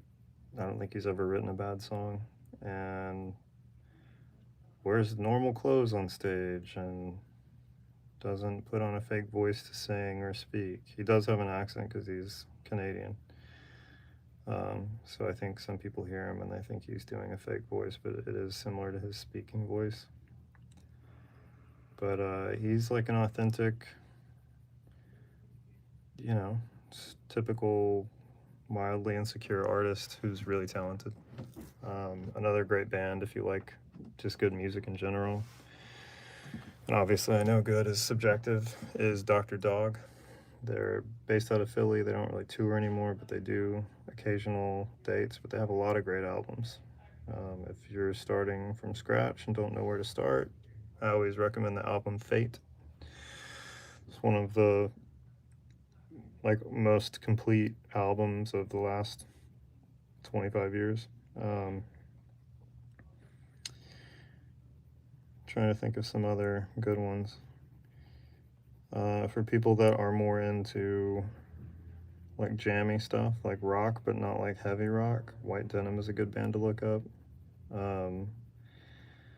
This is controversial, but I don't think James or any of the guys that I know will ever see this, so I'll just say this. Their best record is Corsicana Lemonade, which has like some funny history behind it because the guys that made that album so great left his band to make Leon Bridges' band. And then when he took off, they started a studio and bailed on White Denim, but great band, great album. If you just dropped in, I'm giving positive suggestions for music and artists after having disparaged many industries. Dylan LeBlanc is another great one. It's a friend of mine. Incredible songwriter, truly unique voice, great guitar player, funny. Just a southern boy, splits his time between Alabama and Norway, where his family is. Every album he's written is good. My favorite is Cautionary Tale.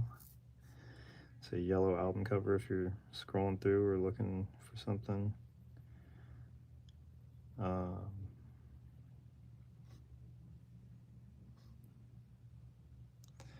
If anyone's curious about any of the bands that I played in, don't be. You don't know them for a reason.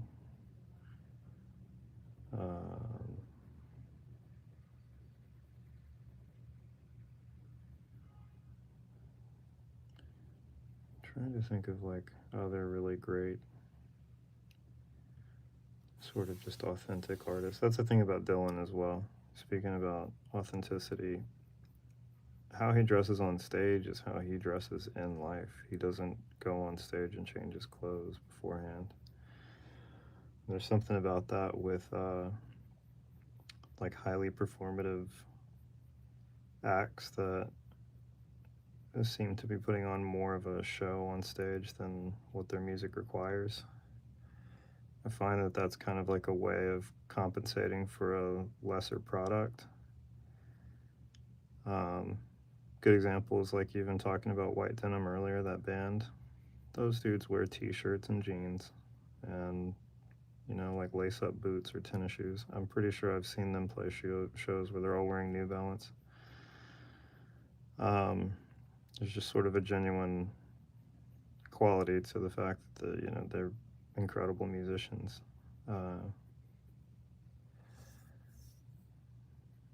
There's something about that I like, where I don't feel like I'm being sold a false bill of goods to watch someone on stage. I think that earlier I talked about how a lot of people are worried about like AI is taking over art and music now. I mean, you can make an AI band if you pay for a pro account in like 10 minutes with a full catalog. You can't see that live. That's something that will always set it apart. I mean, a hologram's a hologram if that ever happens on a broad spectrum, but you know, you can't watch a AI band play in a room, you know. But then speaking more towards like bands that are just themselves, that sort of exude authenticity, Dr. Dog is probably the top one I could recommend that's like that. Those guys are all just, they look like they rolled up from their day job at a show. Nobody's trying too hard.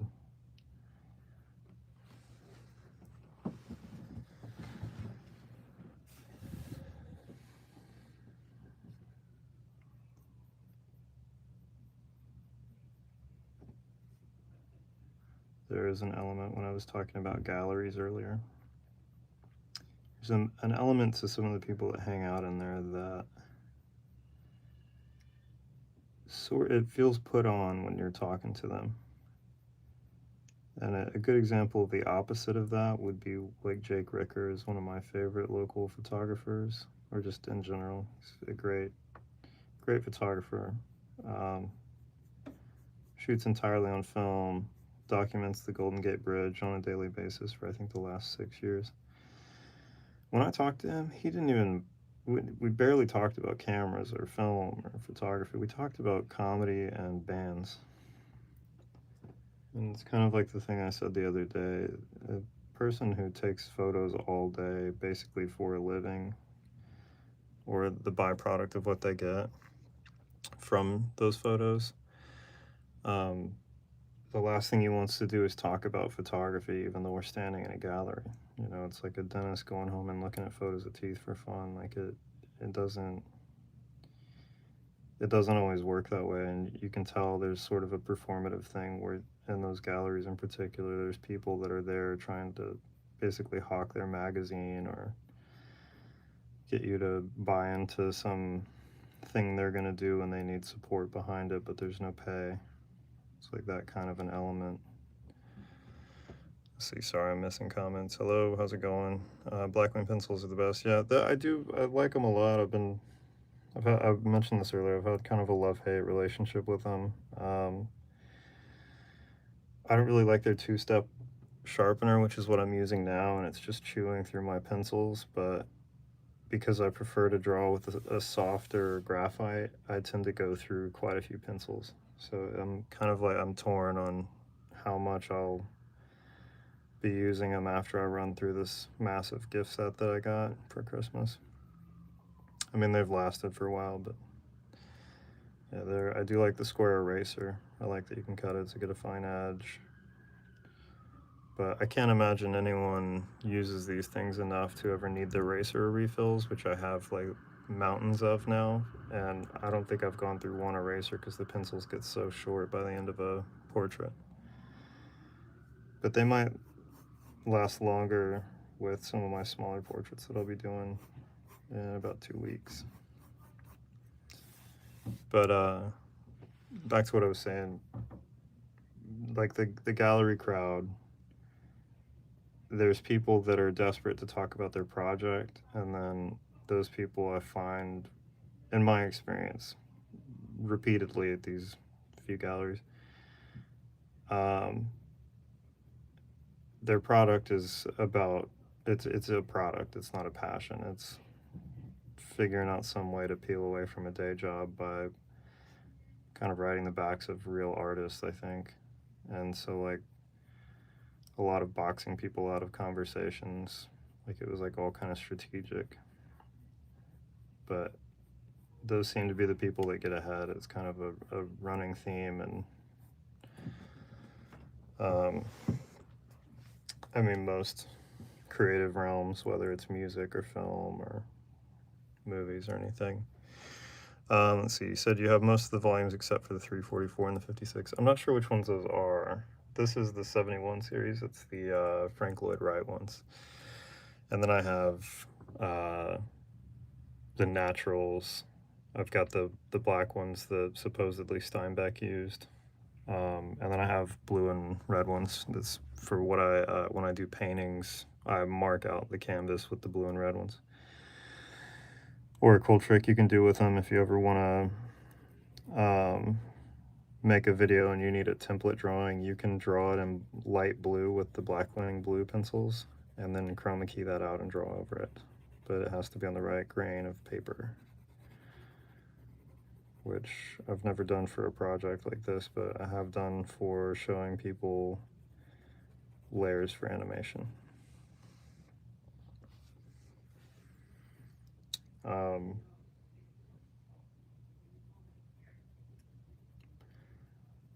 Anyway, 56 was Joe DiMaggio. I know, yeah, I live in San Francisco, so I know Joe. Not personally, obviously, but big fan of baseball as well. 344 is a tribute to Dark Room. Oh, yeah, that's cool. Yeah, funny enough, Joe DiMaggio, he and his brothers all went to a high school that's in the town where, or the city where I live, and then the church where he famously got married to Marilyn Monroe is a couple neighborhoods over from where I live. So there's a lot of Joe history here. But in general, I'm a old school baseball fan, or I'm just a general baseball fan. So you gotta know Joe. I actually have his photo in the gallery of portraits that I'm gonna draw. So he'll be one of these faces at some point. Even though most people associate him with the East Coast because of playing for the Yankees. He was a San Francisco boy. His brothers were also good baseball players as well, just lesser known. I think that's why they probably chose him, because he's a Bay Area guy and Blackwing is north of the Bay. This is really the only signature series that I have. I prefer the medium, so basically the 602s, which are like the graphite gray ones. Okay, I think I remember seeing that. Does it have pinstripes on it? It's like the old Yankees pinstripes.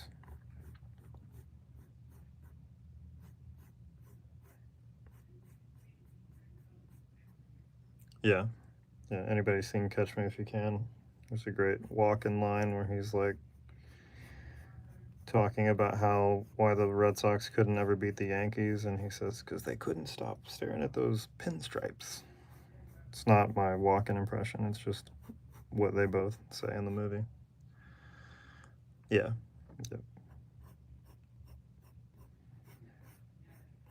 Yeah, funny thing about Babe Ruth, he was a better pitcher than most people know. He was one of the best pitchers back then, but they realized quickly that people would rather see home runs, like big hits. And so he became lesser known as a good pitcher.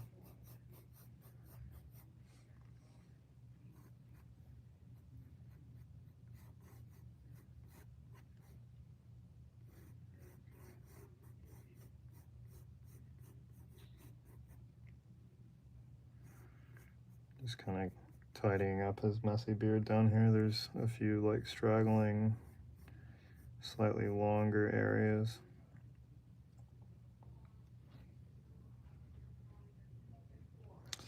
Yeah, that's a thing from back then with coverage of games in general, but also just TV in general. Um, there's a thing like I'm a big Doctor Who fan. Um, some people call them Whovians. I prefer not to because I feel like it's a little bit too in the cut. But there's like early, like a decade of Doctor Who from the early 60s, predating Star Trek, and they used to record over the tape because they just didn't have the money for more tape, is what they said basically. And a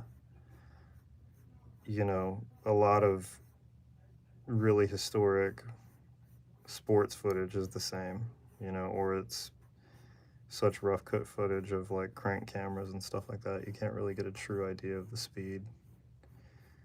Granted, Babe Ruth, when he was pitching, it was still a non integrated league.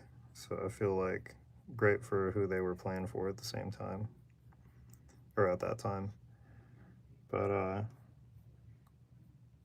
yeah, even like the footage, a lot of the existing footage of Babe Ruth, there's some of it that's been reworked, probably with AI, um, and just different processing where they basically adjust the frame rate of the footage so you can see what his actual swing would have looked like without the overcranked jitteriness of the footage. But it is still pretty few and far between to get like a real representation of that stuff.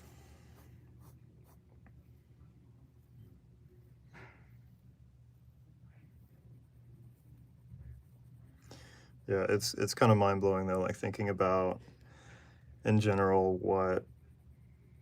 what footage we don't have because of how frugal or incapable some companies were of stockpiling footage, or did they just thought it wouldn't be what it is now, where people really love the old footage or want to have it for preservation of sports or TV. I always think of Doctor Who because there's like the Doctor Who lost tapes that just truly don't exist because they did record a ton of things over them, which is a BBC thing. I mean, that's a tax funded entity, so I get it. It's a BBC's paid for by the people, but the lack of foresight that they had is astonishing with some of that stuff. Just the thinking, well, no one will care. By Wednesday, we're going to have another episode, so just tape over it. Of course, like in terms of baseball, imagine what the Hall of Fame doesn't include. The type of footage and documentation that I'm sure every baseball fan would love to see. Or the fact that like that they didn't televise every game. A lot of people didn't realize that, but even like the what's his name? He threw the no. It's that documentary No where he threw a no hitter and he was on acid. His name will come to me in a little bit, but that game wasn't televised, so there's no footage of it. There's just the radio play of it. But it was kind of like a legendary thing. He didn't even know he was going to pitch that day. And so it was like a whole thing. But yeah, if you haven't seen that documentary, it's worth it if you're a baseball fan. I'm pretty sure it's just called No. But they didn't televise a lot of that stuff because they didn't have the multiple channels that we have now. I mean, it would have been prioritized for the bigger teams and what market had more viewers. It's a wild documentary because it's like all of them as older men reflecting on how wild they were as younger guys and how everyone couldn't believe it.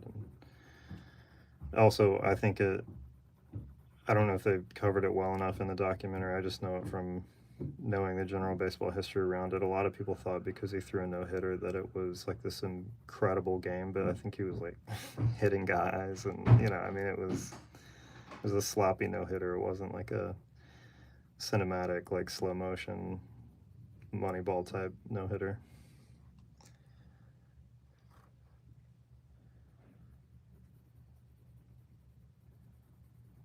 I'm curious if anyone has stuck around for the majority of this. I've talked about so much random stuff tonight. Now we're on baseball, which is fine. I'm a diehard fan. So, what team do you follow?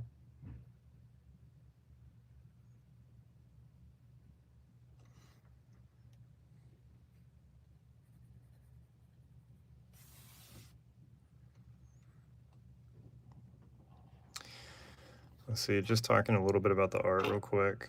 Oh, you're good. I had a 2-hour conversation, I think last night or the night before, about motorcycles, because I mentioned them briefly when I was talking about the last drawing I did, so it's all good. I typically don't talk about art through these because I'll get bored out of my mind, and that translates because people tend to not stick around. A quick comment about this. So I mentioned this earlier, I'm using diffused lights right now, and the graphite starts to get a glare. So you can't really see all the detail in some of these areas. See how it's shining there?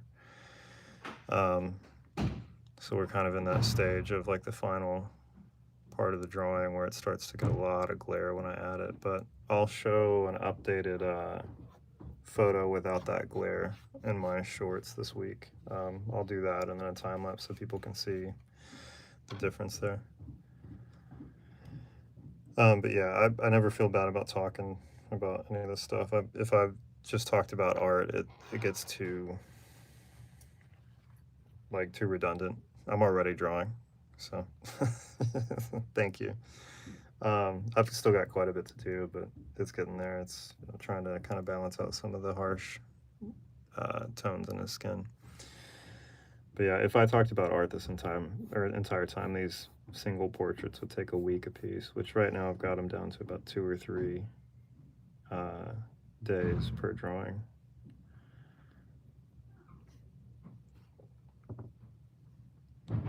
This one's weird. I've mentioned this a few times, but his eyebrows are kind of non-existent, which I'm wondering if that's what his eyebrows actually look like, or if they've been like mostly removed for a prosthetic.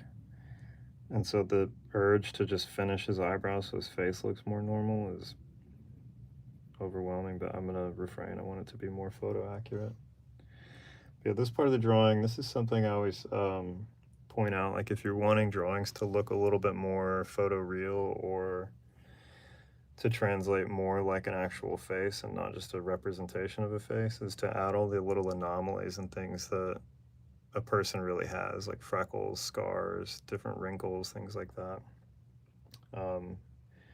This photo that I'm basing this on is him sticking his head out of a barrel full of water, and so there's water dripping off of him, which I'm not going to add.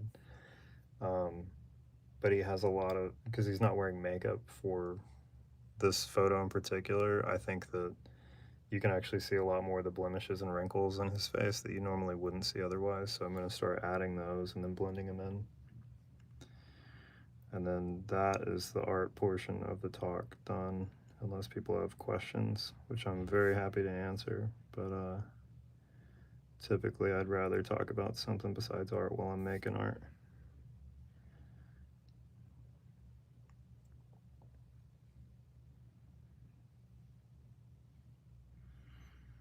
Yeah, I think this is the most that I have rambled through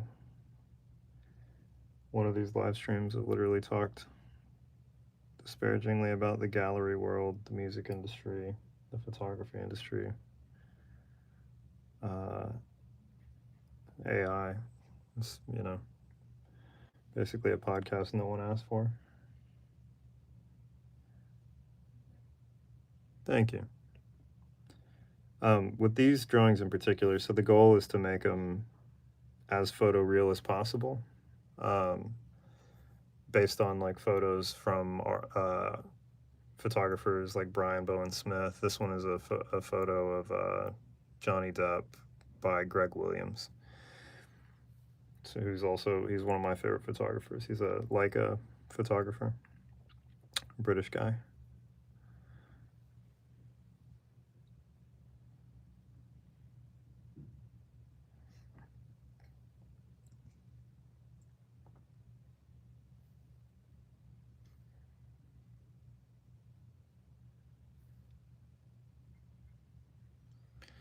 Oh wow, I'm just noticing the time. Time flies when I'm talking.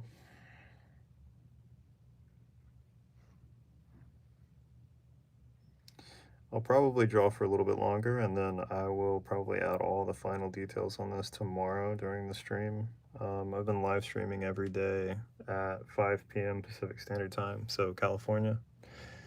I'll be doing that for about 2 more weeks at that time, and then The time will shift because I will be traveling a little bit, but I will still be live streaming daily if I'm able to, unless there's just some Wi-Fi issues or anything like that. But and then after that period of time, I'll be back to a normal set time when I'm live streaming. So if anybody wants to watch art live, I will be doing it daily for an unforeseeable amount of time.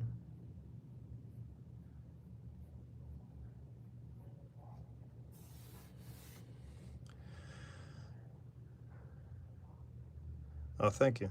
Thanks for subscribing. It's weird. Sometimes I get notifications when people do, and then sometimes I don't. There'll just be a different number on there. So I'm not sure if that's like um, at random or if it's a YouTube thing. But I'm really just on here. I think that like a lot of people have sort of an agenda of what they're doing with their channel. I'm mainly just kind of creating more daily accountability since I draw every single day just to have documentation and have like a little bit of community around it. And then if people are wanting to learn, I'm happy to answer questions or anything like that. I'm probably one of the only artists online that's not trying to sell somebody a class, so I think that's got to count for something.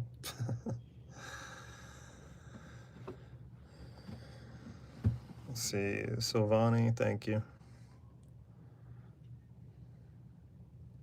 I think I understand what that means. Linda, pretty, right?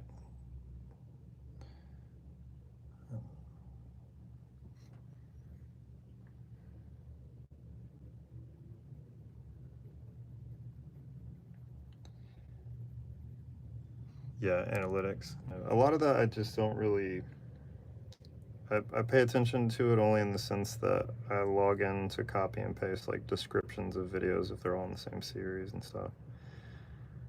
But a lot of it for me, I really just wanted to be more accountable to drawing in one style for a fixed period of time.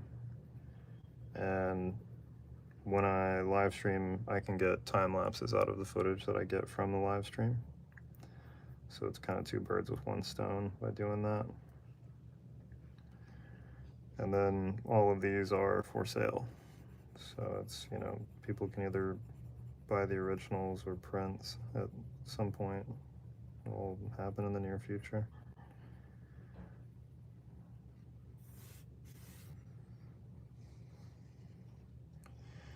But yeah, there's a very sweet guy that always hops in or regularly hops in the chat, and he always wants to talk about analytics and stuff like that. And to me, it's sort of like, I don't know, man.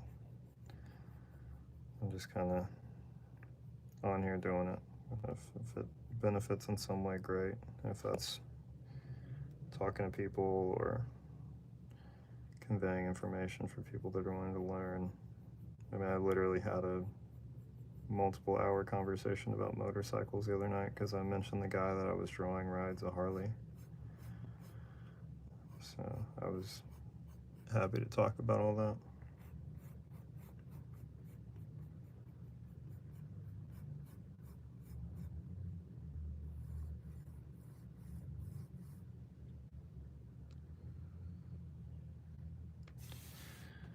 All right, so back to what I was doing. I'm just going to add more of these freckles and sort of little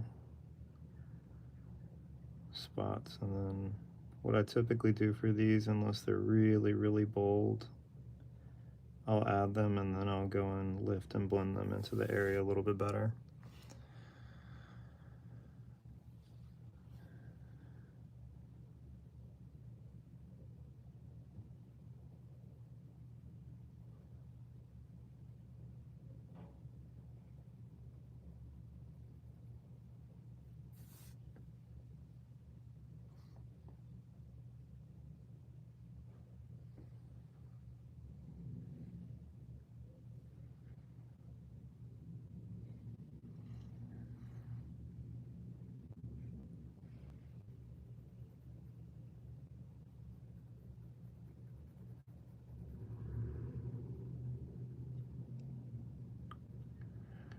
It's funny, some nights when I talk, it chases people off, and then some nights when I stop talking, everyone leaves.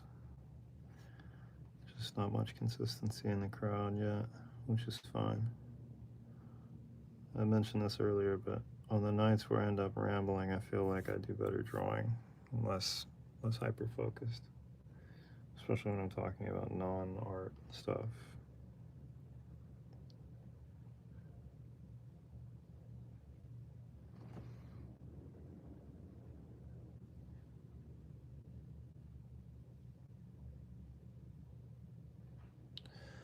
All right, now that I've got some of those spots in there, what I'm going to do is start going in. I've got a mono zero eraser, and it's got a little cut edge on it, so I can get to the edges a little bit better. See, I'm actually going to take just a little bit off of this.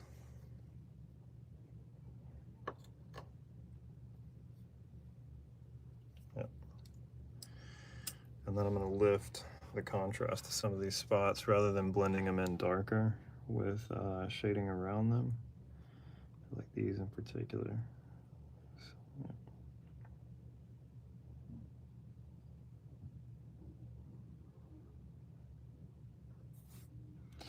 Do you draw with the Blackwing pencils, or more of a writing tool for you?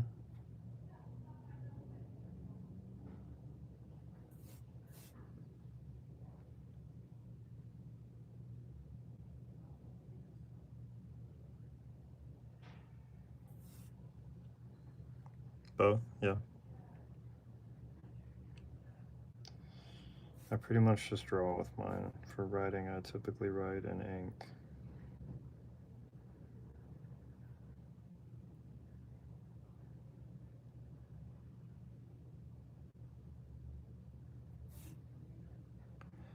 I don't really do storyboarding or anything like that anymore, but once upon a time when I would do that for my projects or shared projects, I would write in pencil so I could make updates to analog notes without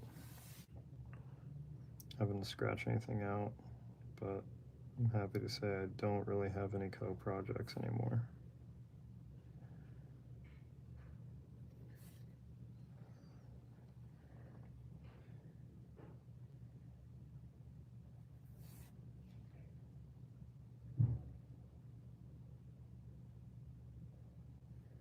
So with this eraser, I'm just kind of dabbing around the edges of them, of the spots. I don't want to entirely lift them out, and I don't want to make strokes that are against the grain of what I've already laid down for skin texture.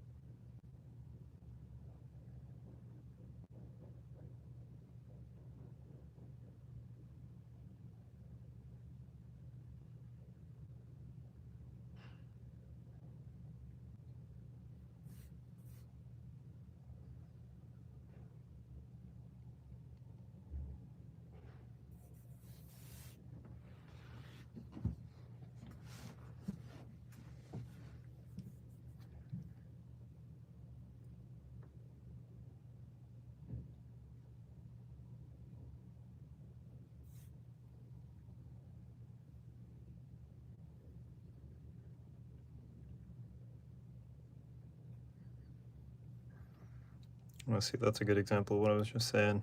I've been rambling for over 2 hours about creative industries, and it was, I think people were listening, and then I quit talking, and now there's only 2 people in here, which is, I'm fine with that as well. I will draw if there's no one in here, which I've done many times. But I'll probably go for another 16 minutes just to get like an even 3-hour stream. And then I'll be back on tomorrow at 5 p.m. Pacific Standard Time.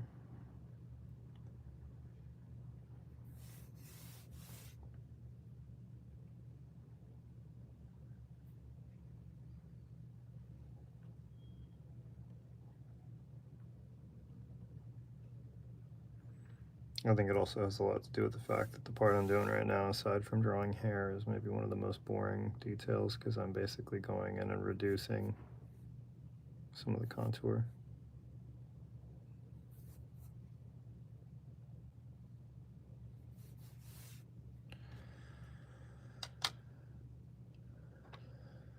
All right.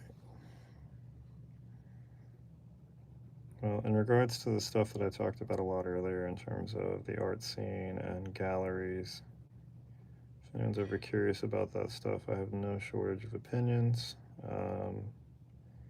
Typically through experience of going to the Leica galleries or just kind of seeing the landscape of the art scene and creative scene specifically in San Francisco.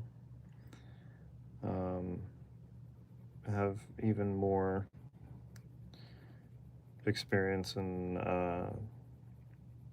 opinions for the music industry, because I spent a lot longer of a time in that world than I have trying to navigate the I'll refer to it as the Creative Arts Appreciation Society.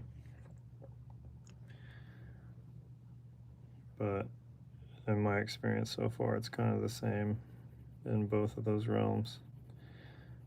Oftentimes is how well you network and, you know, how often you hang out as a patron at those things, which I understand to an extent, being a part of the community, but it seems like I've noticed just so much more ability in networking than actually creating something. Not personally, but witnessing that happening with a lot of artists. But to be fair, when I go to a modern art museum, I feel like I'm scratching my head a little bit.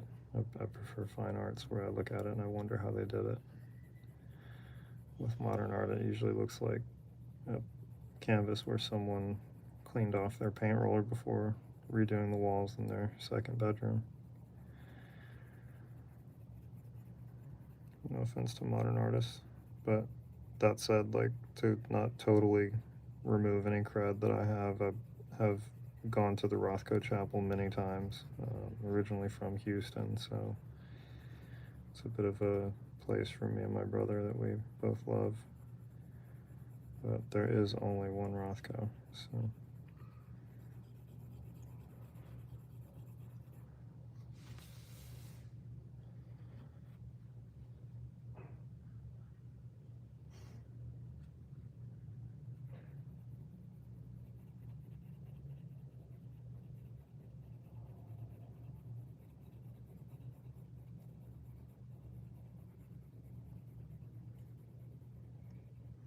I think I'm like officially in that phase of life where I'm like the old grumpy guy. If I had a yard, I'd be telling people to get off of it. You know, it's I'm basically that guy in the creative world now. I'm the get off my lawn guy for lazy creativity. Or not even lazy creativity. I don't really care how people are creative. It's how it's utilized and sold and marketed. I feel like things should be able to stand on their own 2 feet and not be sold to us as this is why it's good and it's compared to this and that. I feel like so much of creative industries have kind of turned into that. It's unfortunate. But I don't know, I have moments where I question how out of touch I am, or if I'm stumbling into something that other people also agree with. It's kind of like my running complaint with the gym that I go to is the movies that they play for the cardio area. Some days it's, you know, like a pretty normal movie for a bunch of people to work out and watch, and then some days it's anime that is literally made for children. But they don't allow children in there, so why are we watching it? And then it just plays on loop, and I feel like maybe it's because it was made when the people who are the rough, sort of mean average of, you know, who's working out in the gym, maybe they were all kids when that was out, but it came out when I was already grown, so it doesn't resonate for me. Let's see. Do you ever see Devin Rodriguez, who's in New York? He's a really good artist. Yeah, is that the guy that used to do the? He would draw people in the subway and then give them the art afterwards, and then he started doing like movie promo and sort of like bigger campaigns. He does like photo real pencil drawings. Yeah, yeah. I used to follow him. I honestly, it kind of it tracks a little bit with what I was saying earlier. I really liked his stuff when I first found him, and then I feel like it's turned into this sort of staged, like post Ed Sheeran video, where it's so obviously staged that it's a little harder for me to get into. Um, just for a frame of reference, not knocking him at all, like it's not a bad question to ask. I was talking earlier about how there's a lack of authenticity with artists, like mainly with musicians, where they don't dress like they do on stage. They sort of have like a performative thing that they do to put on a character, which there is a realm for that. I totally get it. But I think that realm should be reserved for like the Bowies and the Gagas and those types of people, and not so much like the working class guys. Um, and to that point, I feel like he was onto something that was really cool. It was essentially like urban drawing, like street photography in art form, and it nobody really seems to be upset to get a really beautiful portrait of themselves. But then it turned into like how he's like part of like major movie campaigns for promo, and there's kind of an element to it where it's so performative that the art became less of a focus. Um, And I think it's kind of post like when he supposedly bumped into Ed Sheeran, who was already mic'd up for his video on the subway. Like, I get it. I know that Ed Sheeran doesn't ride the subway. I know that he's probably a fan of the videos and did it, or his PR team is. But I don't know. There's like something about the lack of authenticity, like what they robbed from his videos by doing that. Because it's clear, like he's clearly with like a agency now. Like he's so plugged into movie promos and campaigns like that, and like giving Tom Cruise drawings and stuff, that somebody's repping him to get him in those places. So I wish they would take out that performative, like, hey, I drew this of you. It's like they know you walked in and you're all mic'd up. Like, just show them reacting to the art you drew. You know, it's like that kind of thing starts to wear on me a little bit. Um, but he's an incredible artist. That's the shame of it. Is it's like just show them the art. That's the magic trick that we're all waiting for, is to see how accurate his art is and how quickly he did it. I think what would be more interesting is if, because you know, like those things in particular that I'm talking about, those are press junkets. So he's in a big holding area, typically in a hotel, where they have like an entire holding area for all the other press and everyone that's about to interview that artist or filmmaker or actor. And they're all waiting for their time slot when they get their PR time, and sometimes it's a 5 minute slot where you get to hand them like something that promotes the movie, or it's a 20-minute thing where you talk the whole time. And you'll see like the Kevin McCarthy's of the world, and those guys are in there. What I think would be more interesting is, now that he has this access to all these people and these campaigns, would be for him to draw those in the holding area when they're waiting to meet. So there's like a little bit of suspense of like, is he going to finish the drawing in time? Which clearly he will, because he does it. That's what he's famous for. But yeah, it's like it's a weird sort of performative thing that I don't think anyone needs, but it's, you know, I think it sort of robs the weight of the art, like how impressive it is that he draws that stuff that quickly. Like, I think that should be what those are really focused on, more than him pretending like he just bumped into someone when they're clearly at a movie press junket. Um, Not the subway ones. Like those, his original ones are the ones that I think everyone really loved. Like just drawing people on the train. There's also something to that. I was talking about it earlier. Um, Last year, I had a job where I commuted uh, on a ferry, twice a day, and I would have like forced downtime where I would draw or I would journal or try to do something productive with my time. And there's something to that that forces your brain to click over into a different mode, especially on a ferry, because it's not like you can get off at one of the random stops and then go and check something out. You're literally on the ferry going from North Bay to San Francisco. And so I would draw all kinds of random stuff. At the time, I was focused more on pen portraits and architecture, like urban architecture. But because I wasn't looking at my phone and I wasn't consumed with a distraction other than what I was creating, it forced a certain type of creativity that I think a lot of people don't really have anymore because they don't have that forced downtime unless somebody's commuting and drawing on their commute like that. So I think that there's a lot of cool stuff that came out of his work. Yeah, the scenery alone is worth it, is what you said.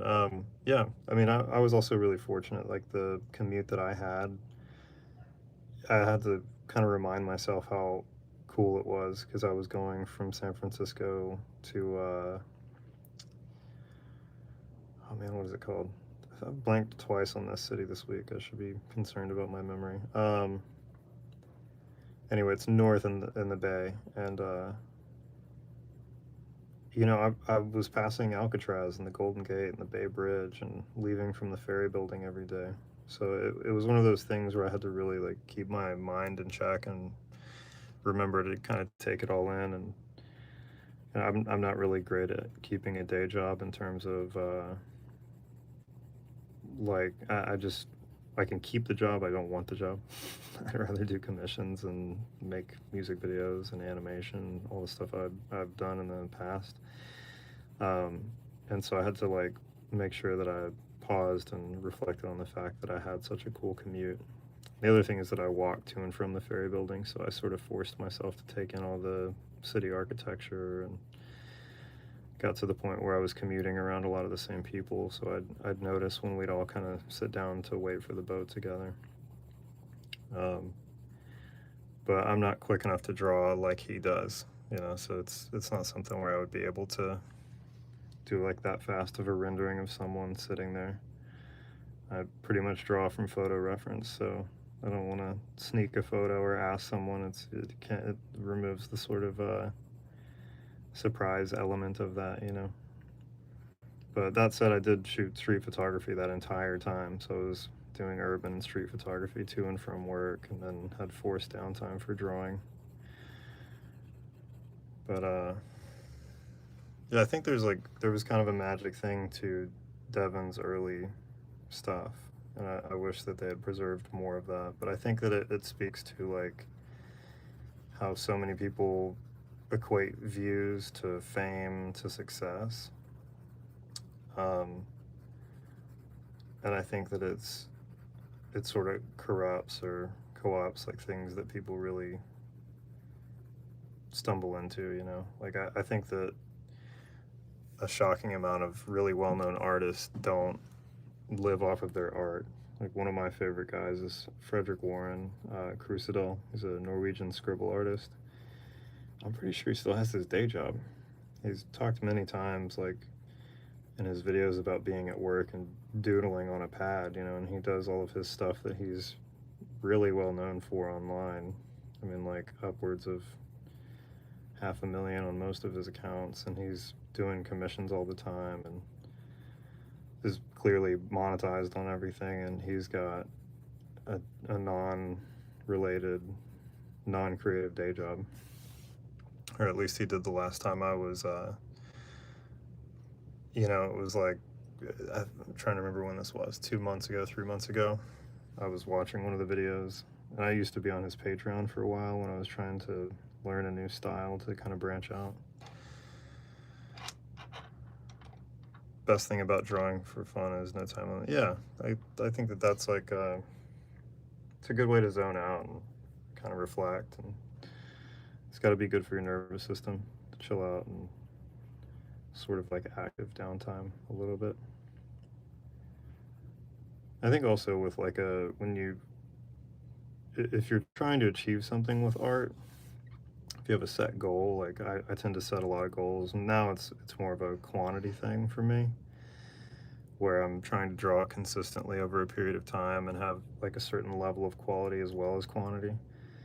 I get an endorphin rush off of that when I really nail a portrait or an element that I've not been great with in the past. You know, it's the same earlier in the video I was talking about the benefit I get of running every day.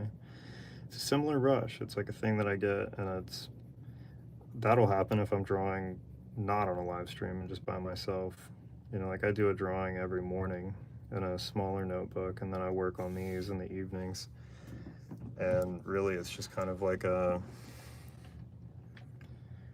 you know, a practice in itself to just sit here and do this. So if I'm talking or not talking, it's kind of the same thing of like chasing a personal goal and what I get out of that. Like right now, I just hit the 3-hour mark, and I've just been rambling and working on this piece, you know. So there's something to that where I feel like I've accomplished something at the end of the night.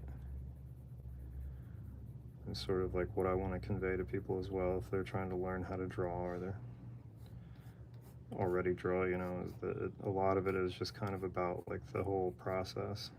Like whatever the saying is, it's the journey is the destination, you know.